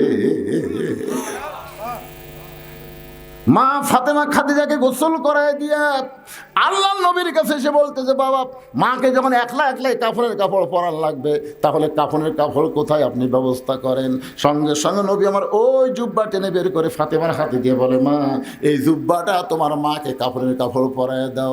ফাতেমা শুধু কান্দে আর কান্দে। রাসূল বলে, ফাতেমা কান্দার কারণ? বলে, বাবা আমি মায়ের মুখে শুনেছি আমার মা যখন মক্কার সবচাইতে ধনবতী রমণী ছিল, আপনি তখন মায়ের বাড়িতে রাখালি চাকরি করতেন, আপনাকে রাখাল মুক্ত করে আমার মা স্বামী বানাইছে। মক্কার সবচাইতে ধনবতী রমণীকে বিয়ে করার পরে আজকে আমার মা মরে গেল, আর মায়ের জন্য মক্কার দোকানে কি নতুন কোনো কাপড় নাই? কোনো নতুন কাপড় না দিয়ে এই পুরাতন জুব্বা দিচ্ছেন বাবা, মরার সঙ্গে সঙ্গে আমার মায়ের কথাকে আপনি ভুলে গেলেন। রাসূল কান্দার বলে, ফাতেমা এই জুব্বা আমি তোর মাকে দিচ্ছি না মা, তোমার মা আমার কাছে চাইছে। ফাতেমা বলে, বাবা এই পুরাতন জুব্বা চাওয়ার পিছনে মায়ের কারণ কি? আল্লাহ নবী বললেন, ফাতেমা এই জুব্বা সাধারণ কোনো জুব্বা নয়, এই জুব্বার সঙ্গে আল্লাহর কোরআনের সম্পর্ক রয়েছে। এখন আপনারা বলেন, আল্লাহর কোরআনের সম্পর্ক যার সঙ্গে থাকে তার দাম বাড়ে না কমে? আল্লাহর কোরআনের আইনকে গ্রহণ করে এই অন্ধকার কবরে যদি যাবার পারেন, আল কোরআনের আলো খালি সংসদে চালো না, আল কোরআনের আমলটা আপনার অন্ধকার কবরেও আলো দেবে। জোরে কোন কথা ঠিক কি না? অনুনাজ্জিলু মিনাল কোরআনি মা হুয়া শিফাউ ওয়া রাহমাতুল লিল মুমিনিন। এখন আপনারা বলেন, এই যে গোরস্থান, এই গোরস্থান কোরআনের মধ্যে আছে না নাই? আর একটা আয়াত আমি পড়ে আপনাদের সামনে, এখানে কি হয়েছে শুরু হলো, মিনহা খালাকনাকুম অফিহা নুইয়িদুকুম অমিনহা নুখরিজুকুম তারাতান উখরা। আল্লাহর এই কোরআনের সঙ্গে সম্পর্ক রাখতে গিয়ে আমি ভাদার পশ্চিম পাড়া, যারা এখানে বসে আছেন, এই ভাদার পশ্চিম পাড়ার কারা একটু হাত তোলেন তো? যারা ভাদার এই পশ্চিম পাড়া এই গোরস্থানকে উন্নয়ন করার জন্য যারা চেষ্টা করতেছেন, তারা কারা কারা ভাই একটু হাত তোলেন তো দেখি। এখানে না থাকার পিছনে 2টা কারণ। ভাদার পশ্চিম পাড়ার লোকেরা না থাকার পিছনে কয় কারণ? 2 কারণ। 1 নম্বর কারণ হলো, তারা যদি এখানে আসে বসে তাহলে আপনাকে জায়গা হবে না, এরা প্যান্ডেল করছে ছোট, এই জন্য আপনাকে বসবার দিবেছে, ওরা বাইরে আছে। আর 2 নম্বর কারণ হলো, মাহফিলের মোনাজাতের শেষে আপনাকে ভাত তরকারি আছে। দেখছেন, একজন মাশাআল্লাহ করলো, কেন আপনারা খাবেন না? আমিও খাওয়ার নিয়ত করছি। আমি বলছি, ভাই অনেক দিন হলে বেশি লোকের মাছ ঘাটি আমি খাইনি ভাই। তো জেল হক কোথায় সেটা? জেল হক সাহেব বলছিলাম জেল হক কোনটি বাবা? তা আপনি ওই জায়গায় বসে আছেন কি জন্য এখন? আপনি কি এটি বিজ্ঞাপনের উপরে নাম দিয়েছে সহ, আর একটা সহসভাপতি এখানে আছেন আছে নাম ধরে আপনি কোন? আপনি কোন? খুশি হয়ে কোন? বেশি বেশি কোন? তো সামনে আর পিছনে দেখা হলো।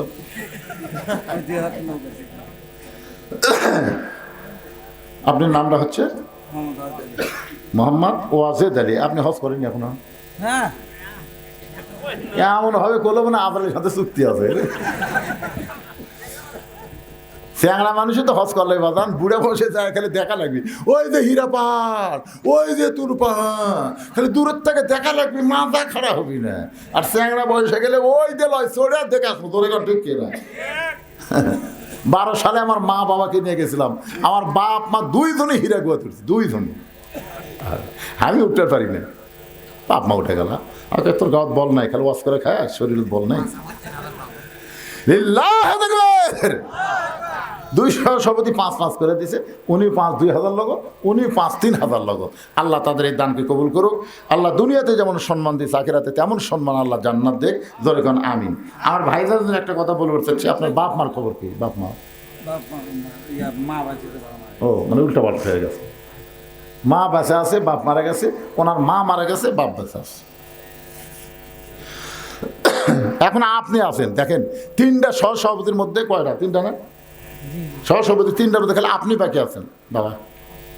কোন এই তালক থাকবেন না বেশি দিবেন?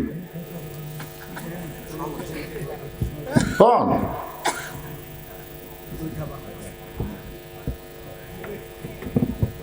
হ্যাঁ? আপনি যদি না কন তাহলে বোঝা যাচ্ছে আপনি রাগ করে দিয়ে নিচে বসে আছেন। কোন না না, এই দুইজন তো বলা মাত্রই বলে দিছে, তা আপনি দেরি করতেছেন কেন? বলেন। আদায় করার পরে আমার বাকি ওয়াজ করা লাগবে না? হ্যাঁ ওয়াজ তো করা লাগবে, কমপ্লিট ওয়াজ দেওয়া লাগবে না? কবরের ওয়াজ হচ্ছে আজকে, দেন বলেন বাবু, বলেন বলেন। এক জামাত হয়ে যাক, 5ই হইতো নাকি না? এক বেশি কত? 5 তো কত সেটা কন, আপনি কন না, কবিনি না? তাহলে এর মধ্যে পেঁচ আছে।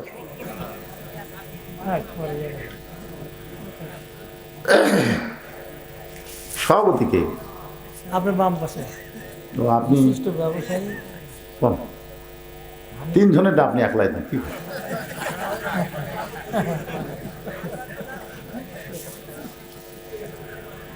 আরে বাবা লোক না দিলে বাকি কোন, পরে টাকা নিবি না, অসুবিধা কি? যত পকেট আপনার, কোন পকেট? পকেট বেশি হয়। আজকের মাহফিলের প্রধান অতিথি গেছে উনি আছে কাজী রকুনুজ্জামান ভাই। ভাই কোন প্রধান অতিথি? কাজী রকুনুজ্জামান।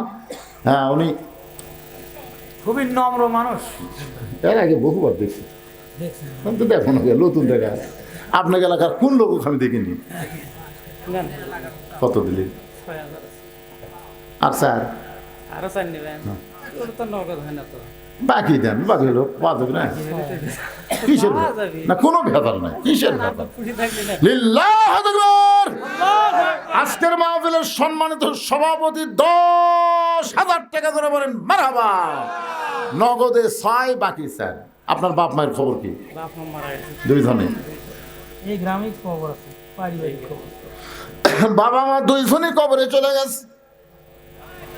এই দুনিয়াতে যার বাপ মা নাই তার আপন বলতে আর কেউ নাই। আমরা দোয়া করি আল্লাহ তার বাপ মার কবরকে জান্নাতের টুকরা বানায় দেখ, জোরে কোন আমিন।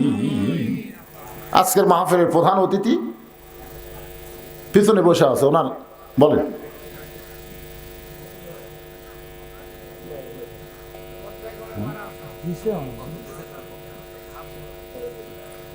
না দিছে যখন তোর বললে কি অসুবিধা কি?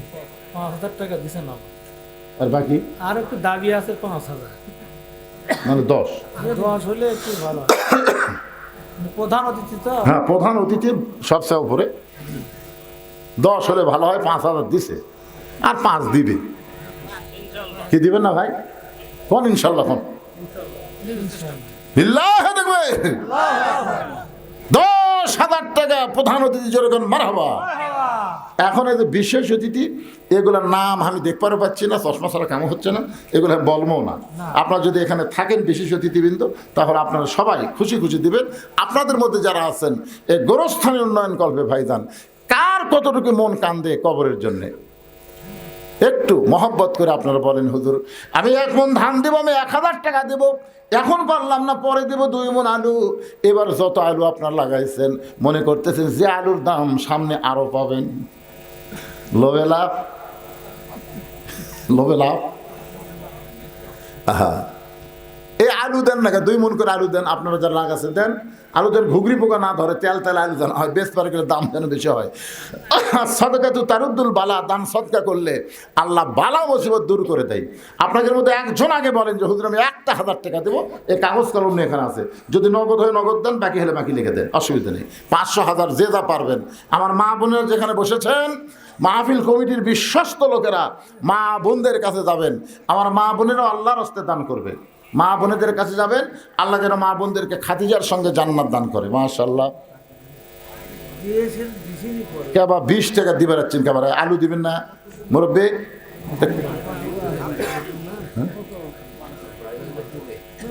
আচ্ছা ঠিক আছে, আপনাদের গ্রামের লোকজনই নাই যে।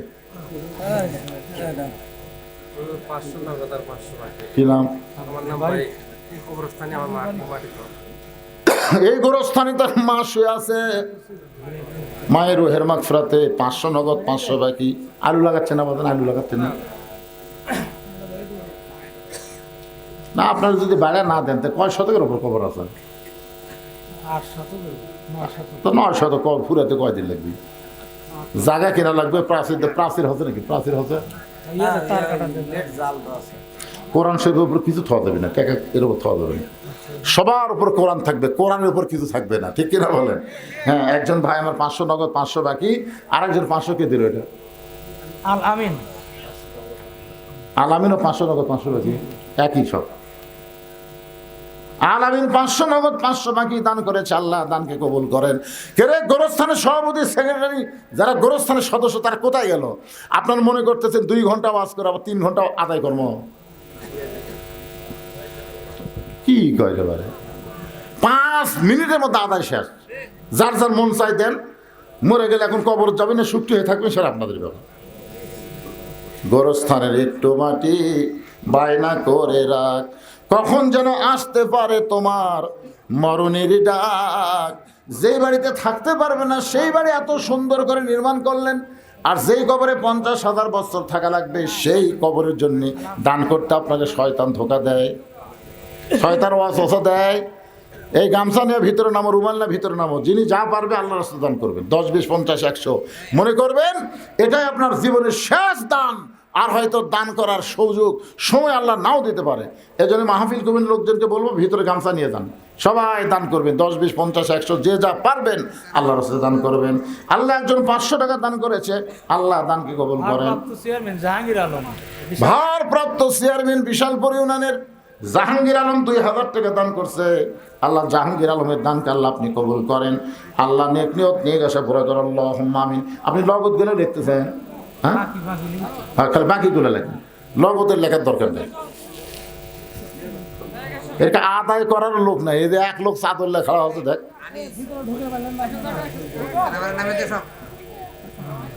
আব্দুল জলিল কি দিচ্ছে? আব্দুল জলিল বাকি হোক লগত হোক দিচ্ছে তো। আব্দুল জলিল 1500 টাকা বাকিতে করছে দান। আব্দুল জলিলের দানকে আল্লাহ আপনি কবুল করেন। আল্লাহ নেক নিয়ত নিয়ে আসা পরে আল্লাহুম্মা আমিন। এই যে 500 টাকা কে দিয়ে গেল? 500, এই 500 কে দিয়ে দৌড় দিল? এই গ্রামে বাড়ি, হ্যাঁ পাবনাপাড়া থেকে আব্দুল সালাম 500 টাকা দান করেছে। আব্দুল সালামের দানকে আল্লাহ আপনি কবুল করেন। শাহনগরের ওই স্যার, শাহনগর থেকে সে 500 টাকা দান করেছে। আল্লাহ তার দানকে কবুল করেন, আল্লাহুম্মা আমিন। আল্লাহর একজন বান্দা 500 টাকা দান করেছে, যে নিয়তে আল্লাহ নেক নিয়ত নিকাশা কবুল করেন। হ্যাঁ মকসেদ আল্লাহ পাবনাপাড়া সে এই গোরস্থান আপনি লয় ও আলাদা, তারপরে দান করতেছেন মাশাআল্লাহ। আপনার বলে মুরব্বী আল্লাহ 200 টাকা দান করছে, আল্লাহ দানকে কবুল করেন। আল্লাহ নেক নিয়ত নিয়ে গেছে পড়া আল্লাহুম্মা আমিন। এ দুনিয়া রবে না কো চিরকাল, একদিন ভাঙবে রে বাজার। এ বাজার ভাঙিয়া গেলে সদা না মিলিবে, কি হবে উপায় তোমার, একদিন ভাঙবে রে বাজার। আমরা সবাই কবরে দেবো ভাই, সবাইকে যেতে হবে, সবাইকে আমাদের মরাই লাগবে। জাআত সাকারাতুল মাউত হাক্কুন, আল্লাহ কোরআনে বলেছেন সবচাইতে সত্য, যেটা হিন্দু বৌদ্ধ খ্রিস্টান মুসলমান সবাই বিশ্বাস করে মরা লাগবেই। ধরে কোন ঠিক কিনা? আল্লাহ মানে না, কিন্তু মৃত্যুকে বিশ্বাস করে। মুকুন্দপুরের আমিনুর ভাই 500 টাকা দান করেছে, কয়েকদিন আগে তার বাবা মারা গেছে। এই দানের উসিলায় বাবার কবর জান্নাতের টুকরা বানান, আল্লাহুম্মা আমিন। কোনটা সেটা? এটা কিসের মাস্টার? এমপিও। তা আপনি খালি লিখতে থাকুন, আপনার দোয়া হোক। কত কম হলো না, আগে দেখুন হাসতে। শোনেন, দান এমন একটা রহমতের জিনিস যেটা জোর করে নিলি সাঁতা হয়।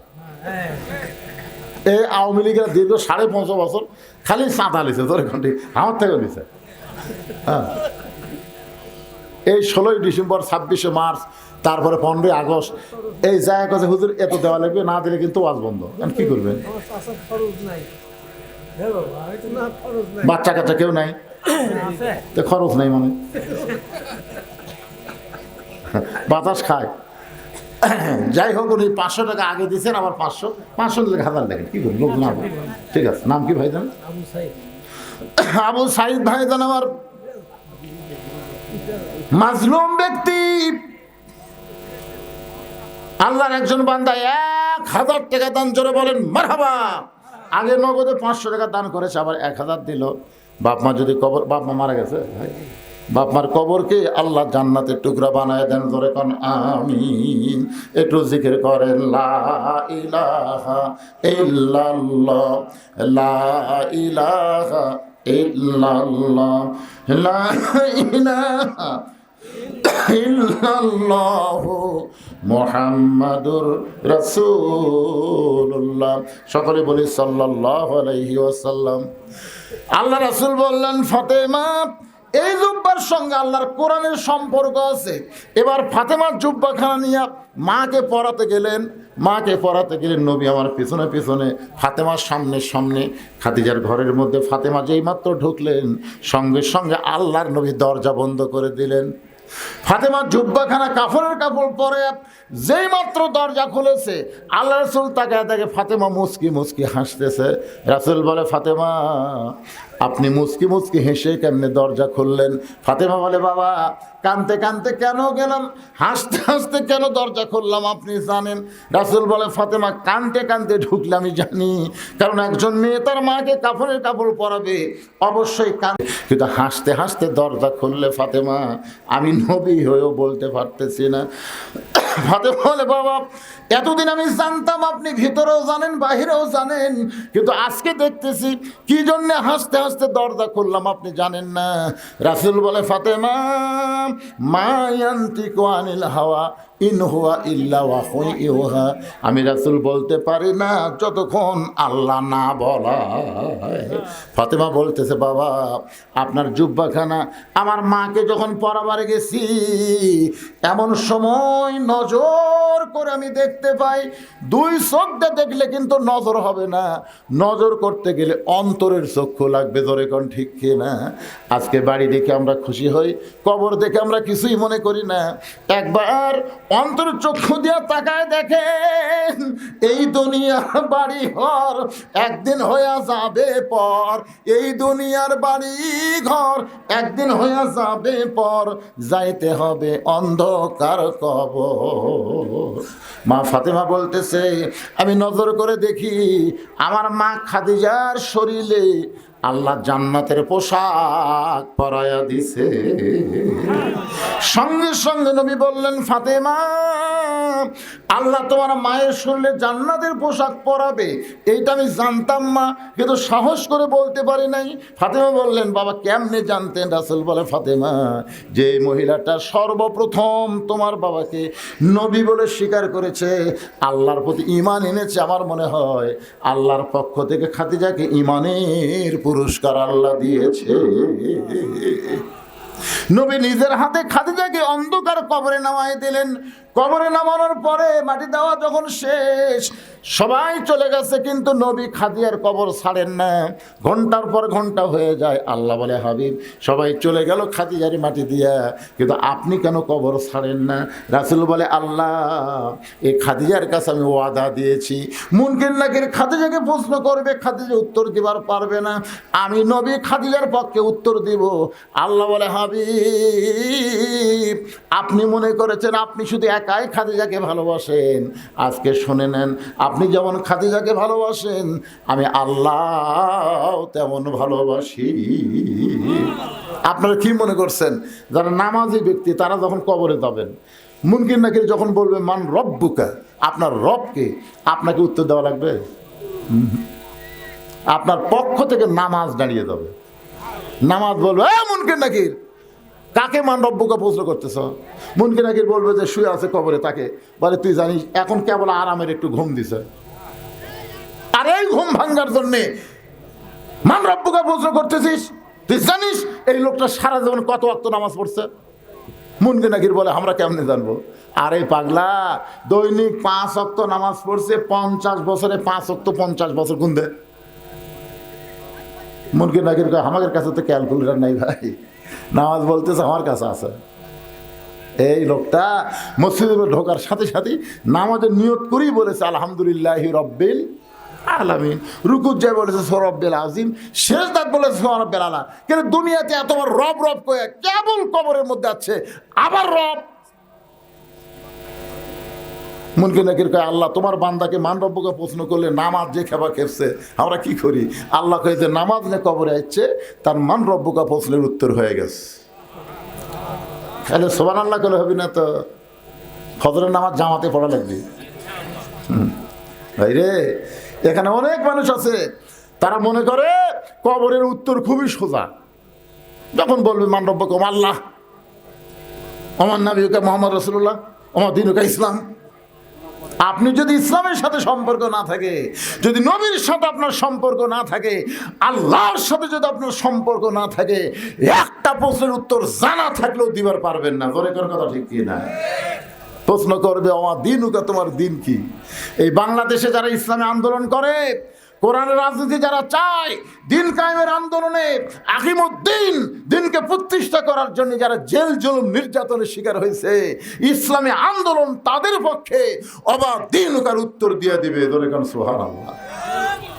যখন প্রশ্ন করবে আমার নাবিউকা, তোমার নবীকে, নবীর সুন্নত, নবীর আদর্শ, নবীর মহব্বত যাদের কলিজার মধ্যে আছে, নবীর মহব্বতে মাথায় টুপি দেয়, নবীর মহব্বতে মুখে দাঁড়িয়ে রাখে, সে আমার নাবিউকার উত্তর দেওয়ার আগেই নবী তাকে সে বলবে, মুনকির নাকির, আমাকে নবী বলার আগেই আমি তাকে উম্মত হিসাবে স্বীকার করে নিলাম। ধরে কারণ সুবহানাল্লাহ।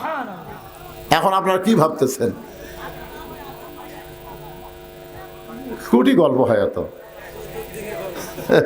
তার মানে এরা কি ভাত শট ফালাবি নাকি?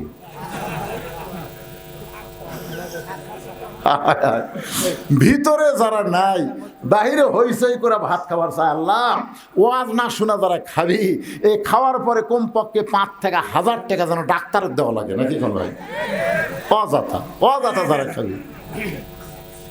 আপনি কি মনে করছেন খাওয়ার মাধ্যমে মানুষের শক্তি হয়, খাওয়ার মাধ্যমে মানুষের ডায়রিয়া হয়? জোরে করার কথা ঠিক কিনা? আল্লাহ, আল্লাহ যারা আওয়াজ শুনতেছে না, অযথা খাওয়া দাওয়া করবি, এরকে যেন এই রোগটা দেওয়া আল্লাহ। খাওয়ার পরে যেন পেট ভুটভুট করে, খালি ঢুকবি আর বাড়াবার না পারে, উঠপের সাথে আবার পেট কামড় উঠতেছে, দাও একবারে 6 বার যদি পাতলা পায়খানা, আমি আর খাবি? শরম নাই, লজ্জা নাই। মুরগির তলে ডিম দিলে বাচ্চা হয় রে, মুরগির বাইরে ডিম থাকলে বাচ্চা হয় না, কাঁচিয়া হয়। সামিয়ানার তলে যারা, মুরগির নিচে উষুম পাশে তারা, ধরে কোন ঠিক কিনা? আর বাইরে যারা, কাঁচিয়া তারা। খা জন্মের শেষ খাওয়া খা। কি চিল্লাচিল্লি দেখছেন বাহিরে কি হয় আর আছে হ্যাঁ থামিস কে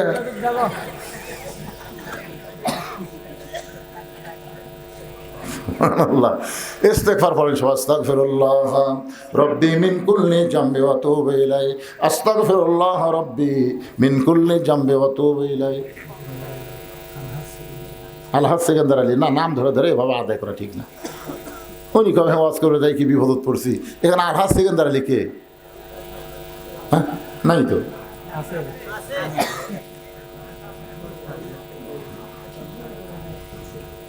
সহ সভাপতি আপনার নামটা হচ্ছে